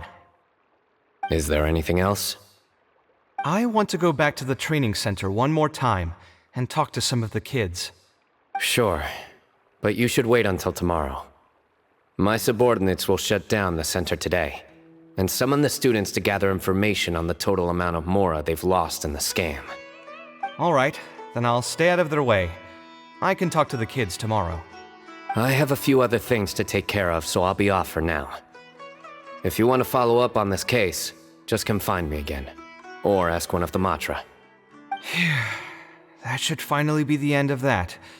Oh, who would have thought it would turn out like this? All I wanted was to find a new gig and earn some Mora. To think Alkami would sink this low, it still makes me really upset. Still, I think I feel a little better now than when you found me back at the tavern. It's a little ironic, but you could say it's because I've realized that there are many circumstances in the world that are even worse than my own. Now that I've seen such things firsthand, I suppose I've earned a new sense of appreciation for my life. How should I put it? I'm pretty stubborn when it comes to my profession, so I often argue with my clients. The arguments are usually extremely frustrating, and every once in a while I'd wonder if I only became an architect because fate wanted me to pay for some sins I'd committed in a previous life. Alkami's suggestion would have allowed me to quit my life as an architect and earn money solely from my reputation. But now that I've experienced that for myself, I can confidently say that I'd never want to do it again. Every scholar has their own sense of pride and a line that they don't like to cross. Of course, when faced with the vicissitudes of life, some will surrender these things to seek a more comfortable life. I can understand that. Just speaking for myself, though, I don't think that's something I'd ever be able to do. The voice in my heart would just keep repeating one thing. The moment I turn away from my dreams would be the moment my career ends. If I stopped devoting everything to my creative activities, I'd be able to lead a more comfortable life, but at the same time, my sense of intuition and understanding for the arts would also begin to degrade. At that point, any materialistic ease I may have gained in life would just become another form of torment. In comparison, my current life comes with its share of difficulties, but at least I'd never have to deal with that kind of existential reckoning. I appreciate it. You may call me conceited for this, but I would also like to think I'm talented enough to be able to lead a decent life without compromising my pride. It's certainly not easy, but I want to keep at it. My thanks again for being such a great help throughout all of this.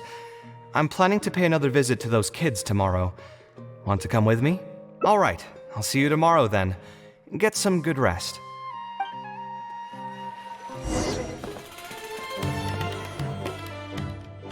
I never would have guessed Mr. Alkami was a scammer. The training center has been shut down, and the Matra have promised to return some of our tuition. But we've already spent so much time on this class. What should we do next?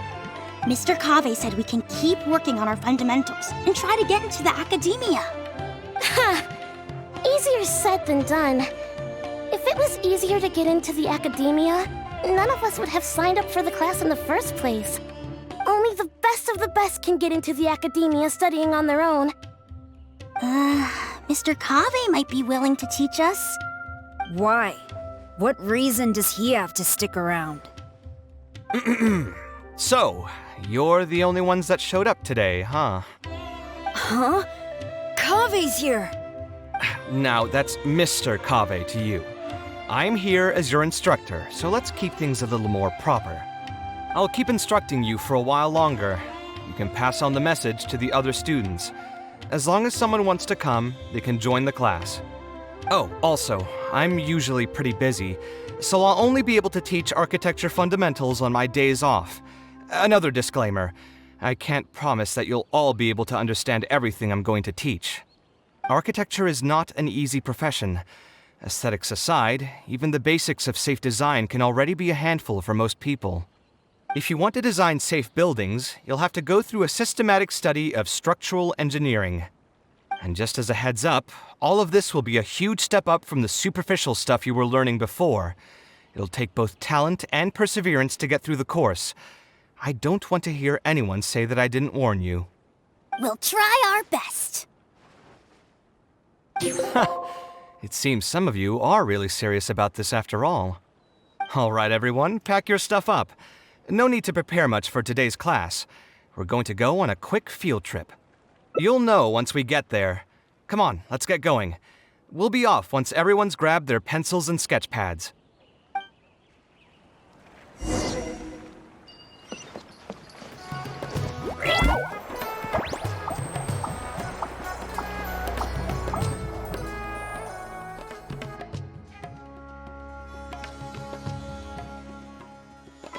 This lighthouse has been around for a long time, and I handled its renovations when I first graduated from the academia.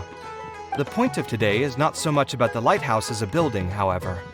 I just want you to take a look at it and do a bit of self-reflection. If you were tasked today with designing a building, how would you want it to look like? Don't think about how you'd actually go about building it for now. Just put your ideas to paper and draw the prettiest building that comes to your mind. So, it can be, any kind of building? Yep, as long as you think it'd look good. It doesn't even necessarily have to be a building. If you want, you can draw trees, the ocean, or even a garden area. Draw whatever you'd like. In my experience, it's best to approach the study of architecture from a point of personal interest, rather than for the sake of a career. Both the study and practice of architectural design are extremely difficult. A person who's forced to work on projects that they don't resonate with will only struggle and suffer. So at least for today, I hope the students will be able to create something that they enjoy. There's no need to think about it too hard. They'll have plenty of time in the future to revisit the design and make changes. What do you think? Want to try your hand at it as well? Don't forget that this is a free class from Mr. Kaveh, the Light of the Kshahrewar. On a normal day, this would cost you 300,000 mora.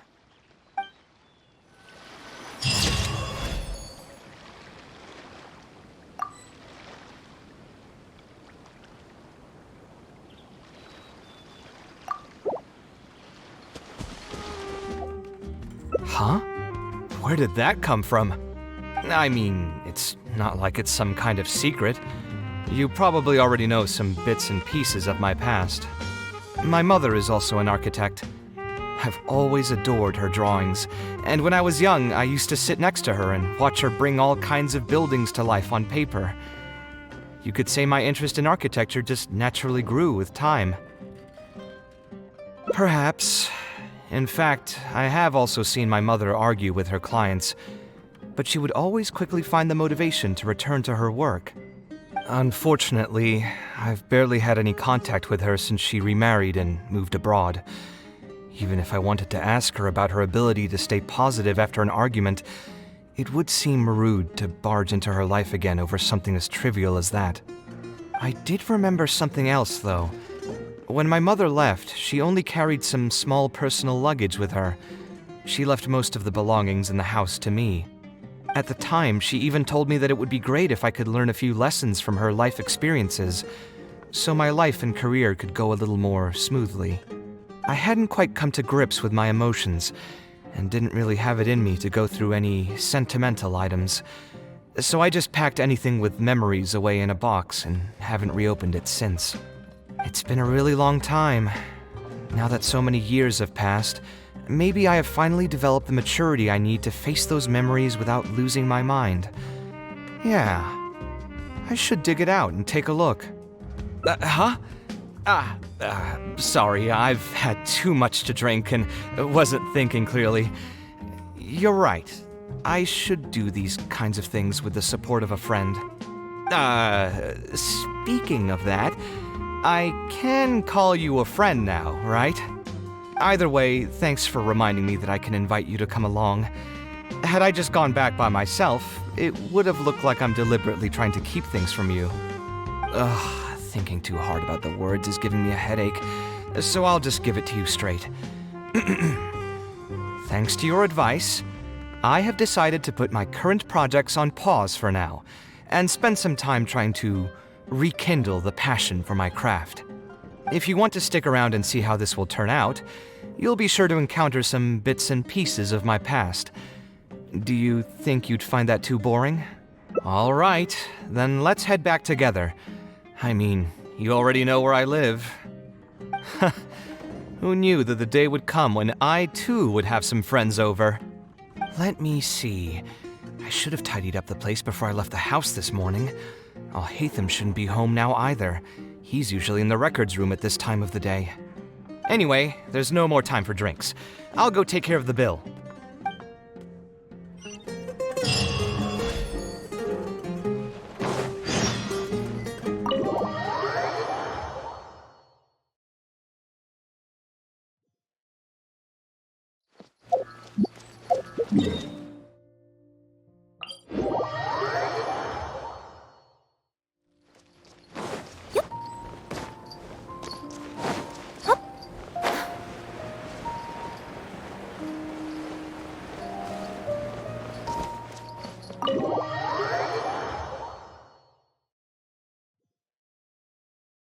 Alhaitham isn't in, so feel free to sit wherever. I'll bring out the box.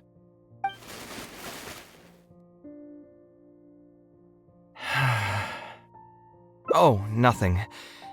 I just didn't realize how much time had passed. The box is pretty dusty, which means it's already been a while since I've moved into this place, and many years since my mother moved to Fontaine. I'm happy for her. I hope she'll be able to find happiness there. She raised me all by herself after my father passed away. It definitely wasn't easy for her. Anyway, enough about that. Let's see what I packed into this box. What are all these things? Oh, I remember now. This is a drawing I made in Port Ormos. Obviously, I wouldn't call it anything special now, but I was less than 5 years old when I made this drawing. That's more than 20 years ago. You could say it's pretty good for a child of that age. Now that I've said that out loud, I suppose I do have some level of artistic talent, right? Criticism and self-doubt have always been a part of the artistic process. Without criticism, there can be no improvement. It's normal for me to question my abilities from time to time. I admit that I may have spent a little too long questioning myself this time around, but as you know, the heart tends to dwell on whatever it pleases. Anyway, never mind. The more I talk about it, the less confident I feel. Let's see what else we have in the box. My building blocks! It's been years since I've last seen these. When I was a kid, I used to stack them super high, and could even stabilize the tower to keep it from tumbling over. Oh, and this blueprint. I made it by copying my mother's sketch, and the aspect ratio was horrendous. It's still technically the first blueprint I made myself, though. I was super proud of myself when I finished it, and put it in the same pile as my mother's sketches, hoping she'd notice and compliment me for my good work. Unfortunately, my mother didn't realize that I had put it there. When she had a meeting with a client the next day, she handed my blueprint to him by mistake. The client was completely confused by this new blueprint, but apparently he felt too tongue-tied to question such a famous architect. It was only a few days later that he finally gathered up the courage to pay my mother a visit. He asked, "The door in this blueprint is even taller than the roof. Is this supposed to be part of the design?" My mother took me with her to personally apologize to the client several times. She didn't scold me about it in private, though. Instead, she went over all the steps required to draw a good blueprint and was very patient throughout the whole process. I still remember it like it was yesterday. Let's see, is there anything else left in this box? What was this again? Ah, this is my mother's notebook. She used to write and sketch in it all the time. When I was a child, I used to be super fascinated by this notebook, and always pestered my mother to let me read it. After asking her a few times, she told me that I could read it as long as I could guess the password. Wonder why she didn't take this notebook with her. Did she leave it to me on purpose? If only I could. I never managed to guess the password. Hey, it's not a matter of time, it's a matter of inspiration. That's what we need to guess the password. Who knows? Maybe this time something will click in my head, and the answer will just present itself. Let me think. What could it be? I could tell what you were thinking. Don't worry, I tried all the easy guesses a long time ago. I've tried my name, my father's name, my mother's name, my grandparents' names on both sides, and all of our birthdays. I've tried every name and number remotely related to my family. I've even tried stuff like love you Kaveh, take care, and yours truly. I've tried every cheesy phrase and well-wish in the book, but this lock has refused to budge. I wouldn't try that route again. I have a hunch that it won't be that simple. Also, if she really did use something like that, she'd never hear the end of it from the folks over at Haravatat if they ever found out.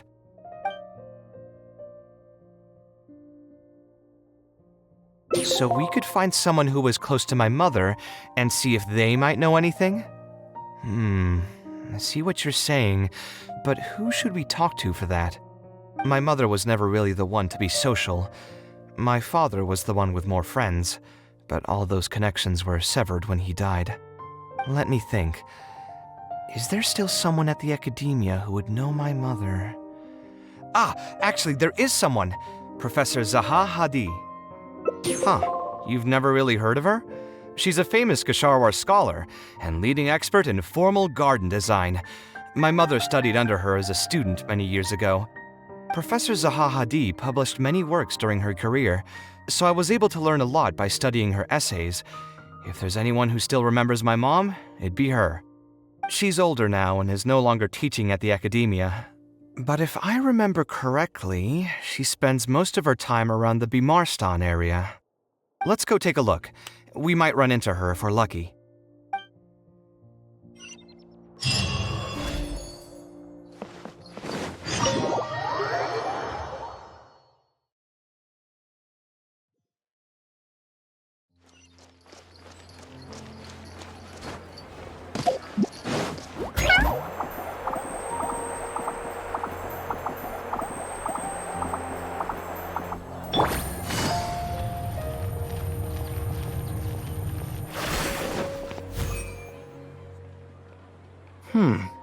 What am I supposed to do now? Forget it. I'll just head back. Tainari, what are you doing here? Oh, it's you. Good to finally see you again. I came into the city to buy some experiment reagents, hoping to bring them back with me to Gandharvaville. But as soon as I got here, I noticed someone banging on Cyrus's door. You've all heard of Cyrus, right? He's an ex-sage and Sino's adoptive father. I was thinking about going over to ask what's happening. That granny over there may appear old and frail, but her vocal cords certainly sound loud and healthy as ever. Granny? Yeah, she's just over there. You can go check out the situation yourselves in a moment. Kaveh, were you at the tavern? I had a quick drink or two. Can you still smell the alcohol? Drinking in broad daylight. Really? You want to pass out by the road and get run over by a sumpter beast like some mindless fungus, huh? And you, traveler? You didn't try to stop him? I... You look like a wreck, Kaveh. What happened? Are you feeling down again? You know what? I'm hosting a meal at Pardis tomorrow evening. Do you want to come? Huh? Oh, I had no idea. Let me think for a moment. I'll come if I can find some time. All right. Then I'll plan on reserving 2 seats for you. I'll be heading back to Gandharvaville for now. I have a feeling that argument over there is going to continue for quite some time. It might be best if we don't get involved. A granny who lives nearby. Let's go take a look.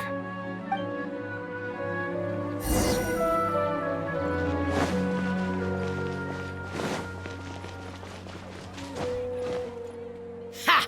So, plan on keeping yourself locked in there, huh? Fine by me. If you're not going to come out, then I'm not going to leave. My tomato was growing so well. It had all the potential to become the best tomato this year, and you cut it straight from the vine. I already told you I had nothing to do with it. Why would I take a tomato that's still weeks from ripening? You'd have to be awfully green as an investigator to think it was me. Ugh. You see, the word green here could refer to both the color of the tomato and the fact that your skills could use some. Enough nonsense! Just come out and face me, you coward! You're out of your mind.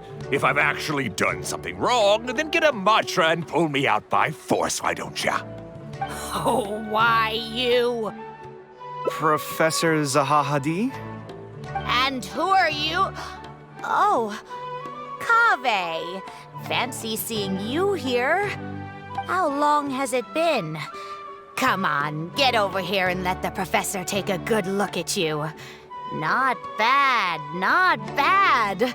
You've grown taller again.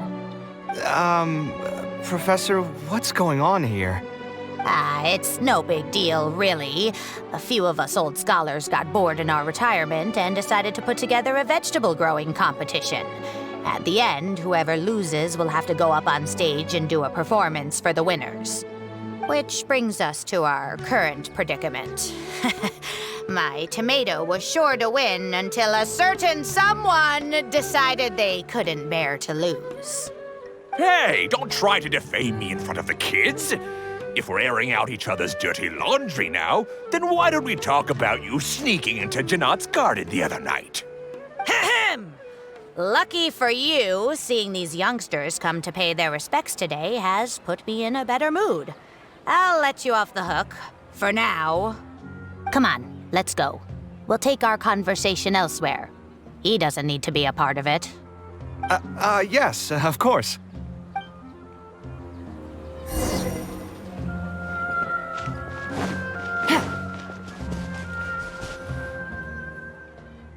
Is Faranak still doing well? Yes, as far as I know. She left for Fontaine some time ago and started a new life for herself. She's still doing work related to architecture, though. Ah, yes. I did hear about that. Did that upset you at all? No, not at all. She's already sacrificed a lot raising me as a single mother. That's good to hear. Your mother did struggle quite a bit those few years. It's probably a good thing that she found a new place to call home. Sometimes I wonder if things were harder for her because she was so beautiful. People were always drawn to her beauty first, only to realize she had a sensitive and vulnerable heart underneath. She was still quite young when she first joined my class as a student. Beautiful and radiant with her golden hair, yet quiet and single-minded. She seemed like a lass from some aristocratic house who was seeing the outside world for the first time. She had to make a lot of drastic changes in her life to raise you on her own. Even during her time in the academia, she was a thorough perfectionist. If she was unsatisfied with something she had made, she'd insist on redoing it, even if I was perfectly happy with it. She had many admirers, and they'd always fill up the first few rows of seats, hoping they could get closer to her sitting in the first row. If it were any of my other classes, you'd have found nobody sitting in the front. But every time I saw her, she was always in that same rigid pose. She'd have one hand on her forehead with the other clutching her pencil. Her eyebrows would be knitted in a frown as she concentrated on the blueprint in front of her. I'm sure she had many difficult moments in her life. How did she cope with the stress? I'm not too sure. She never talked about such things with me. She rarely opened up to other people, you know. I do remember one time, though, when she got into a heated argument with a friend. She said something I found very memorable.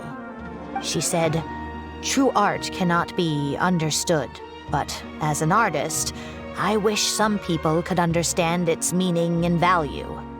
If you ask me, that's probably the greatest source of pain for geniuses of their craft.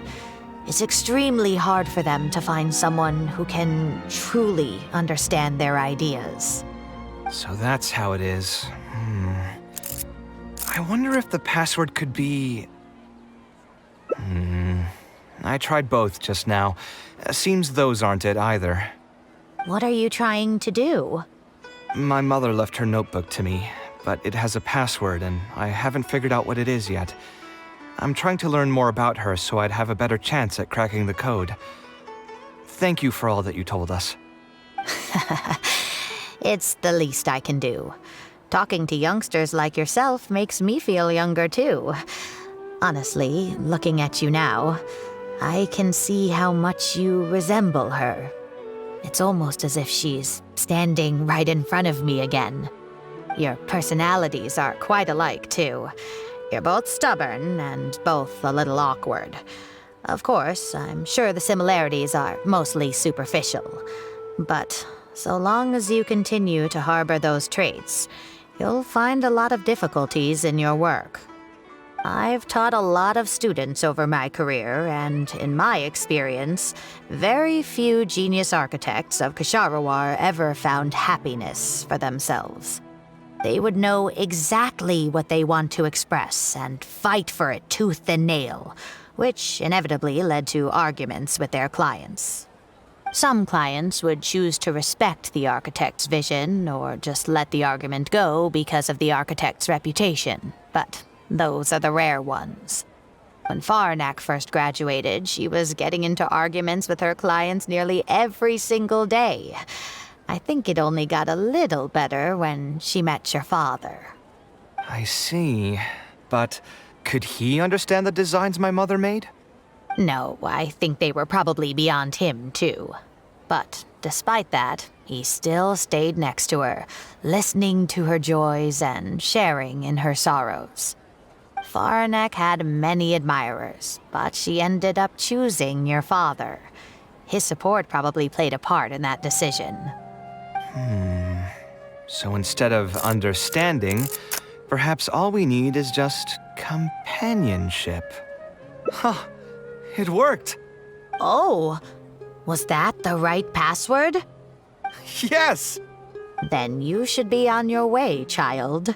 Find a quiet place and see what she wanted to say to you. Being the awkward person that she is, I suppose there were many things that Faranek could never say out loud. Instead, she probably left them in her diary, hoping that they would make their way to you one day. If you're ever in a mood to chat again, just come and find me here. You're always welcome to discuss architecture topics with me as well. Thank you so much, Professor. There's no need to be so formal. I'll let you kids go. It's time for me to take another stroll around the vegetable garden. I wonder what my mother could have written about. They all say Zaha Hadid's class is the toughest, but I think it's actually not too bad. On the other hand, though, structural mechanics is definitely a pain, no matter how you try to approach it. I doubled down and managed to get through it in the end. I met someone special. At first, I didn't think much of him, but now, I feel very happy whenever I get to spend time with him. We decided to name our son Kaveh. I don't think a younger me would have ever imagined forming such an intimate bond with another person. Back then, I lived only in the shadow of myself, as well as that of the dream in my heart. The bad news came. And even though it's been several days now, I still can't bring myself to come to terms with what happened. My eyes are so swollen it's hard to see. What if they're all lying to me? And this is just a long, cruel dream. But I have to face reality. I still have someone to take care of. No matter what happens, I'll do my best to raise my son on my own. Huh? Is this a drawing? Seems like it was done by my mother. This blonde man was probably my father, but who are the other people in the picture? Huh? Why do a few of them look somewhat familiar? From the dates in the notebook, she probably drew this more than 30 years ago. I hadn't even been born yet. Maybe we were thinking too much. Oh, there are a few lines written in the diary about this as well. The one who invited us to the gathering is a talkative woman. Including us, 3 couples showed up. There was also a person who came alone. The talkative woman introduced everyone to each other. She spoke really quickly, so I couldn't quite catch everything she said, but I also didn't feel like asking her to repeat herself. My husband seems to be friends with the man with long ears. I couldn't really join their conversation, so I've resigned myself to sitting in a corner and drawing in my notebook. I don't think I'd be able to become friends with any of these people, especially that stiff-looking couple. That man is certainly very handsome, but he would constantly alternate between disjointed and serious ways of talking. His wife is a bit more bearable. We were not acquainted with each other to begin with, and I doubt we'll see each other again after this gathering. The ambiance of this gathering is surprisingly pleasant, however. Talking to people can allow us to find some peace after a long day. Maybe my son will also partake in these gatherings in the future. I hope he'll be able to make many friends. Who would have thought my mother used to attend that kind of thing? It seemed she was only good at talking about her own work, and found it difficult to join into other conversations. As a result, she often kept to herself and would be off to the side, drawing. There's more written on the back. Oh, it seems like it was written to me. Kaveh. I was both overjoyed and distressed when I learned of your decision to continue your studies in Kasharawar. You are very talented, and I am confident that you will become an architect of much acclaim. However, the more talented you are as an artist, the more misery and anguish you may encounter. No one will be able to help you during your journey as an artist. But outside of your life as a creator, you can learn to form connections with other people and enjoy many other things in life. It's the only way to alleviate your suffering. Whenever you feel down, seek out a friend to sit and have a chat. You can accumulate joy and fulfillment by spending time with them. The positive feelings you gain will get you through the long and difficult years. Never forget that companionship is the most important thing of all. So that's the answer she prepared for me. She really thought long and hard about me and my future. Well, now that I've read her words, do you think I should accept Tainari's invite and attend that dinner at Pardis Di? The thought definitely crossed my mind. Although it'd be nice to get together with friends and chat the night away, I don't want to bring down other people's moods because I'm sad. Besides, don't most people hate the feeling of seeing their friends troubled and being unable to help? And what's worse, nearly all of my problems can't be easily resolved with some encouraging words or gesture. And don't forget, I'm also older than all of them. As their senior, I should appear to be a bit more responsible.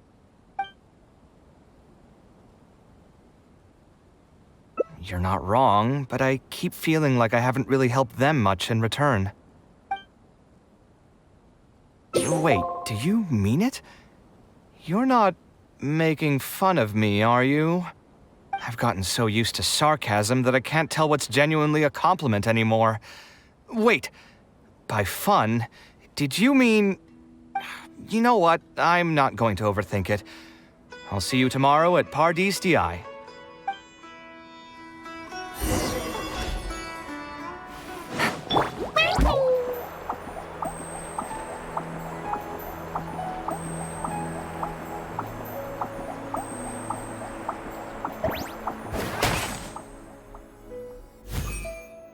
Alhaitham also got my invite, right?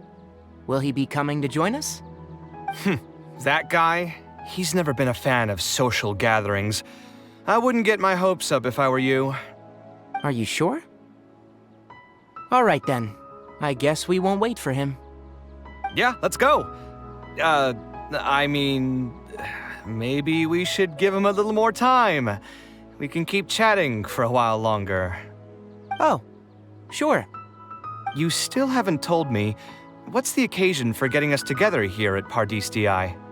We're celebrating the end of the first phase of Kaveh's studies. I wanted to thank you all for the help you've given her along the way. Then where's Kaveh? She said she wanted to show everyone a bit of what she's learned, so she's still doing some last-minute prep at home. She'll be here shortly. Anyway, let's get started. To tell you the truth, I'm actually not so confident that the second phase will go as well as the first. The curriculum will become a lot more involved, and I'm worried that she won't be able to get through all of it. I was hoping we could brainstorm about it together before she gets here. I knew this wouldn't be just a simple free dinner. Is that why you also invited Alhaitham? Yes, I thought it would be good if we could all put our heads together about this. Anyway, let's take a quick trip down memory lane. What did you guys do when you ran into a problem that you didn't know how to solve? Or got assigned a project that you knew you weren't gonna finish on time? Never happened to me. I'd just pull another all-nighter. You two are hopeless. Does anyone have a more useful answer to the question? Ooh, that's a good point. Confidence is the most important thing. Once you lose your sense of confidence, it'll become all but impossible to find the motivation to study. This could be a potential direction. I have already redesigned the literacy curriculum, and I was originally hoping to ask Alhaitham for his opinion, but... It's very simple. Instead of focusing on the amount of material you would like to teach, focus on the amount the student would be able to remember. Wow, you actually showed up. I could probably count the number of times you've actually come to gatherings like this on just one hand. It's still more than the number of times you've managed to get a proposal approved on the first try. As long as you're still aware. So, what made the difference this time? Are you looking to drink your sorrows away with some friends? That's your purpose for being here, not mine. Don't project your ways of thinking onto me. So you're saying the only reason you came is to help Tighnari with his brainstorming? Precisely. Kaveh will have a long road in front of her. Hey, just to get one thing clear. Even if Kaveh manages to make her way to the academia, we cannot let her enroll in Haravatat. Ksharawar is obviously the best choice for her. She's been a trainee forest ranger for so long, she'll definitely be good with her hands. What are you saying? Spontamad is the better choice. It's where I graduated from, after all. Then what about Amorta? That's the darshan her master actually graduated from. There are only 2 other darshans left. We might as well select all of them on her enrollment application. I'm trying to have a serious discussion here. Traveler, you aren't associated with any of the 6 darshans. In your opinion, which darshan would be the best choice for Well said. Agreed. And my goal in inviting you here was to gather some thoughts on the execution of this second phase. Phase 2 far exceeds Phase 1 in both curriculum complexity and the speed of instruction. I hope Kaveh has prepared herself for what is coming. Hey, what are you thinking now? Please don't tell me you're planning on lending her those abstruse books from your home library. Actually, I was thinking about lending her a professions guide. I'll make sure to write, "Don't become an architect," on the front page of that. You're right, I can't deny that. Is there another phase after Phase 2?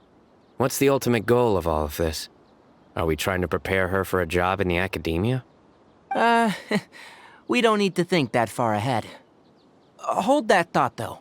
I think my vegetables are done.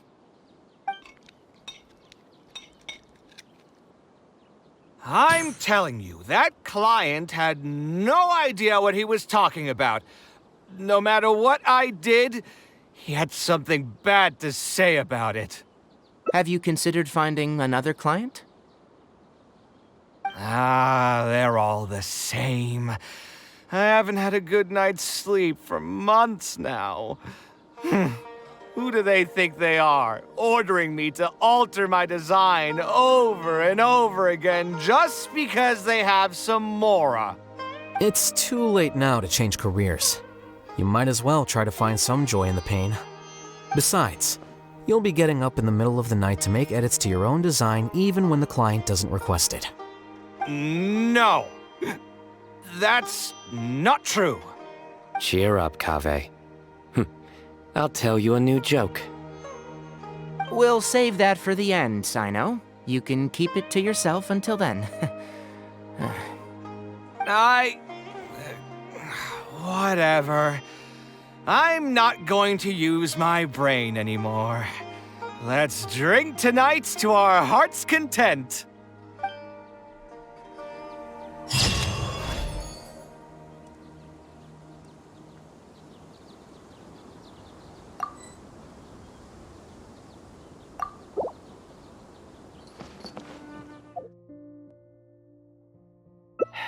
Yeah, you're right. Although I was hoping to find some words of wisdom from my mother, if I stop and think about it, her words may not be the advice that I need to hear right at this moment. Everyone's life journey is different. Traveler, you've visited many lands and met many people, so I'm sure you've run into situations where some advice wasn't exactly suitable for the situation at hand. I just got an idea though. If I want to rekindle the creative passion that I had before, instead of trying to unlock an old notebook, why don't I take a walk around the parts of town that had changed my life? What do you think? I'm glad you agree. Then let's start by taking a quick stroll around the academia.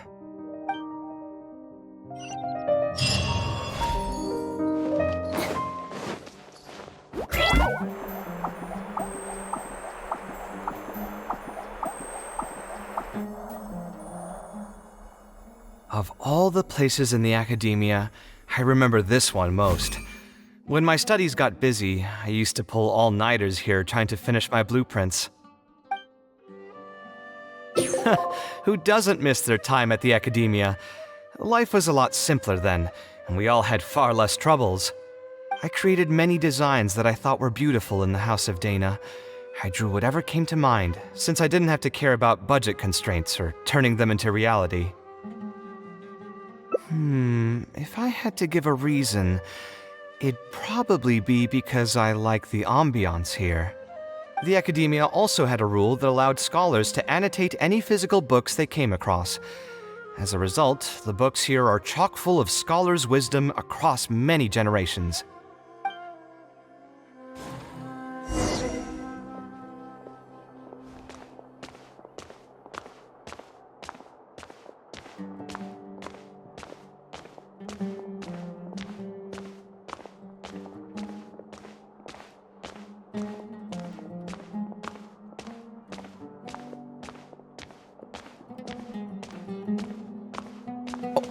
Here, this is a great example. This book, History of Ancient Sumeru Architecture, contains some analysis that I did many years ago. Huh? Why is Al-Haytham's handwriting also in here? When did he ever read this book? I guess it's probably from when we worked on that research project together. Anyway, he probably never cared to tell you this, but the House of Dana is where Alhaitham and I first met. I came here to do my homework, and saw him sitting by himself next to that row of bookshelves. A group of Haravatat scholars were chatting near him, but he looked as if he was too lazy to join them.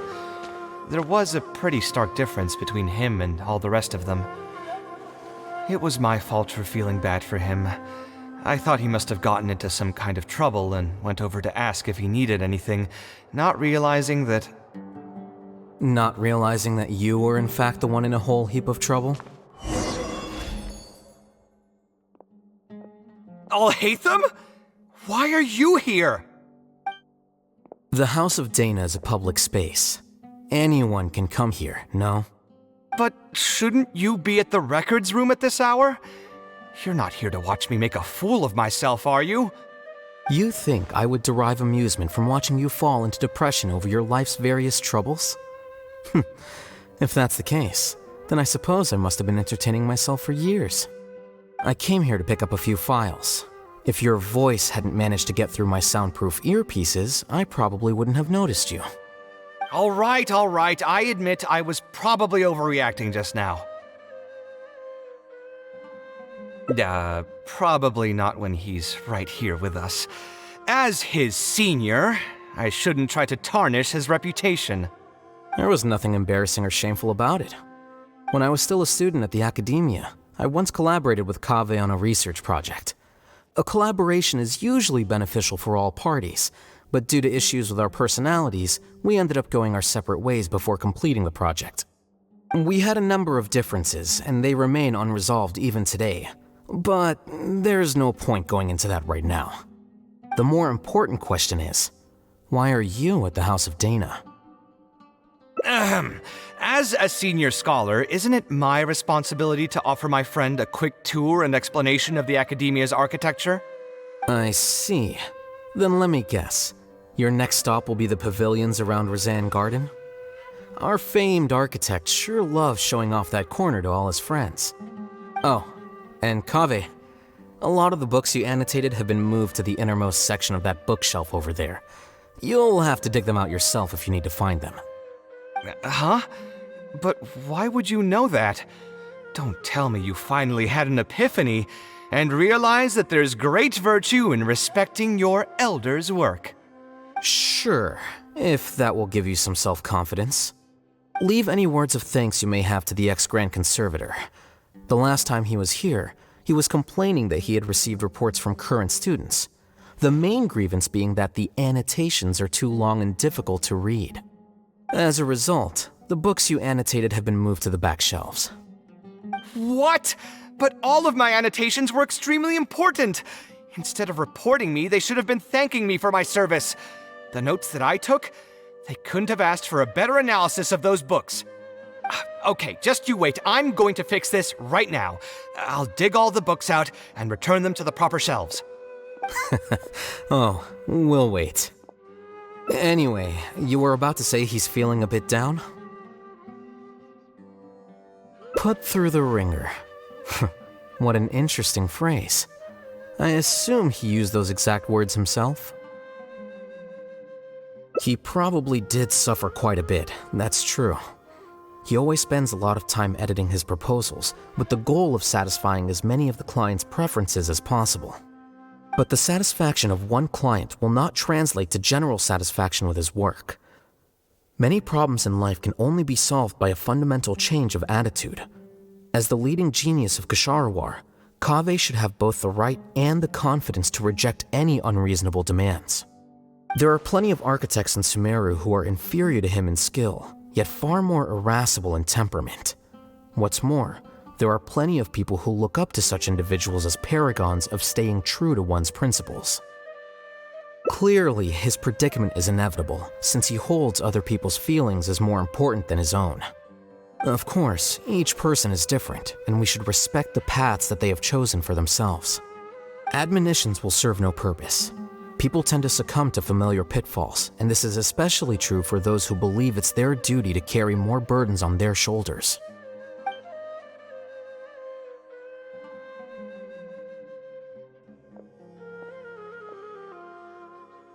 Looks like you were having an enjoyable chat while I was gone. Were you talking about me by any chance? What do you think? What else is there to talk about? Surely no one would be interested in talking about the files that you were browsing through earlier. Anyway, you should take a look at this. Look at this comment on page 82. Dear Kaveh, thank you so much for annotating this book in such detail. It was a great help to me. See that? Now that's how a student should treat their seniors. And it looks like you're already in a much better mood now. It really doesn't take much to make you happy, huh? Me happy? I'm mocking that retired blockhead for being so full of himself. He understands nothing about the true beauty of architecture. When I can find some time, I'll have a serious talk with him about making sure these books are put where they belong. Why don't you just move all the books yourself?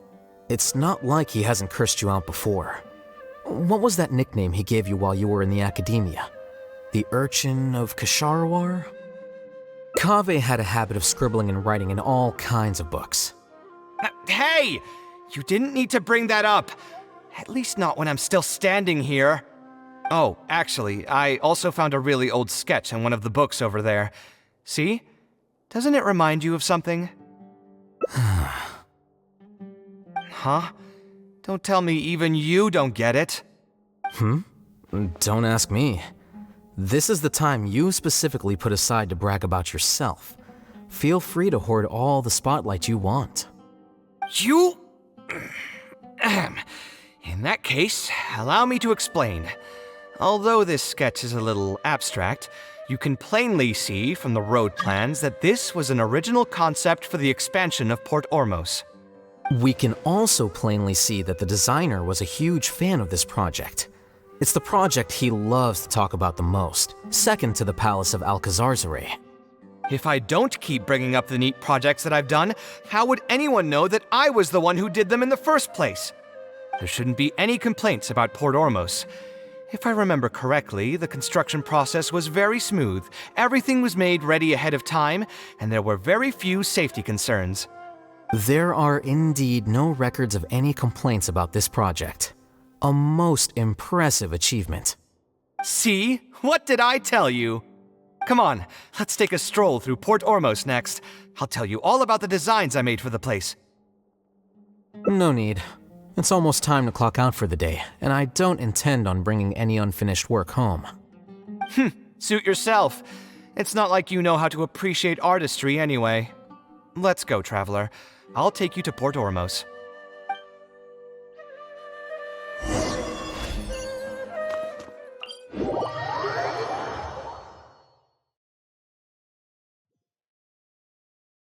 Here you are.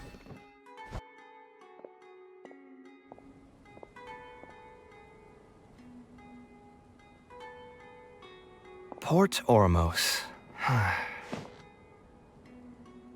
No, I didn't design any one specific building. Most of my work here concerned structural renovation.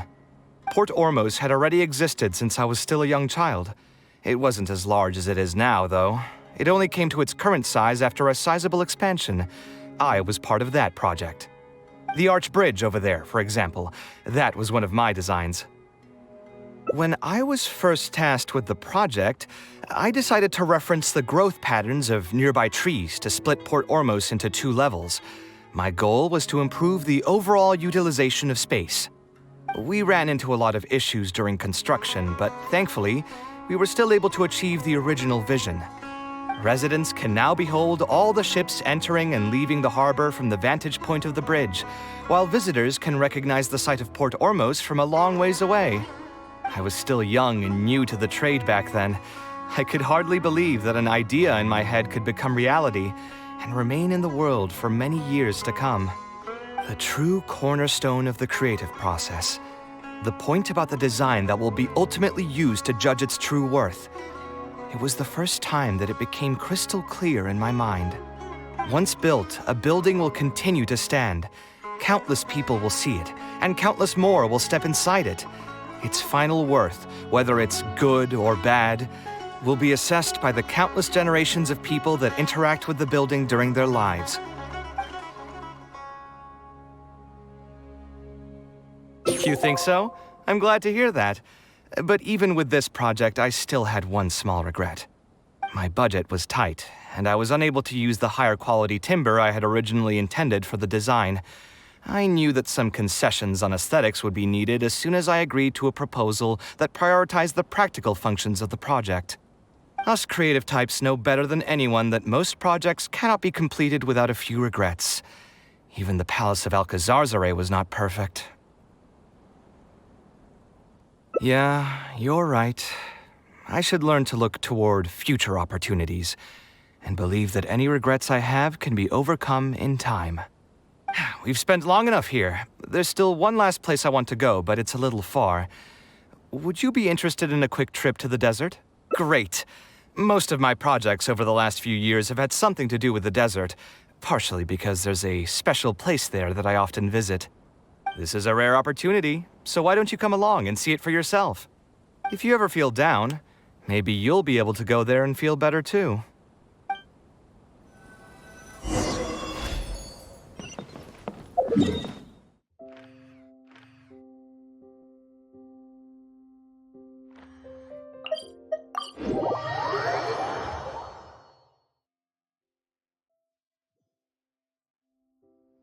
Who would have thought that so many primal constructs could have congregated here while I was gone? We won't be able to sit and talk peacefully with these guys around. Let's clear the area.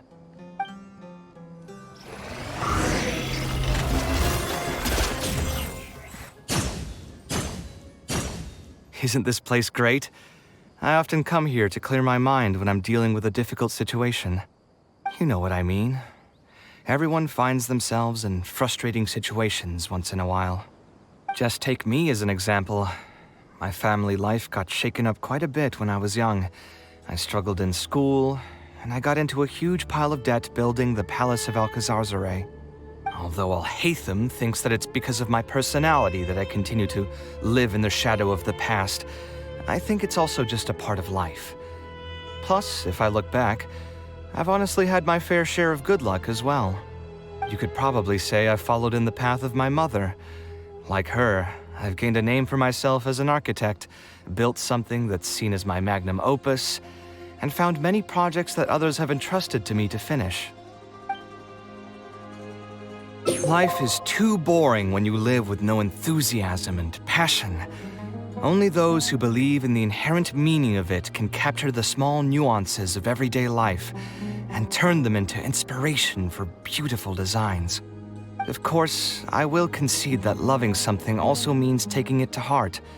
So to an extent, caring is also a source of pain. If I didn't love my work, I wouldn't be so torn up about it all the time. But still, isn't this place beautiful? Despite the erosion from the winds and changing seasons, you can still perceive its past beauty and glory. With different landforms come different architectural styles. The desert's history has left it with few records regarding its buildings, so I often visit the desert to investigate things in person. The sight here has moved me ever since the first time I laid my eyes on it. I told myself that one day, I would also be able to create buildings that move others. My pain will one day fade into nothing just as I reach the end of my life. But buildings are different. They are far more valuable than most materialistic things, and far more durable than human flesh. As long as there remain souls in the world who can decipher the meaning behind them, they will also have acknowledged me across the vast stream of time. If you were to ask me what art is, that would be my answer. You think so? But I feel I've always been like this. Remember that question I brought up before? The one about whether I should see art as a divine gift of inspiration from the gods, or as a product of my own existential struggle. I still haven't found an answer to that yet, but if art wasn't inherently paradoxical and enigmatic, then people probably wouldn't be drawn to it. Those who pursue art will be unable to avoid the pain that it naturally brings. Will often be floating on cloud 9 one second, and sinking in a mire the next. I'll try gathering my thoughts again once I've found a way to define art in the first place. In any case, thank you so much for listening to everything I had to say.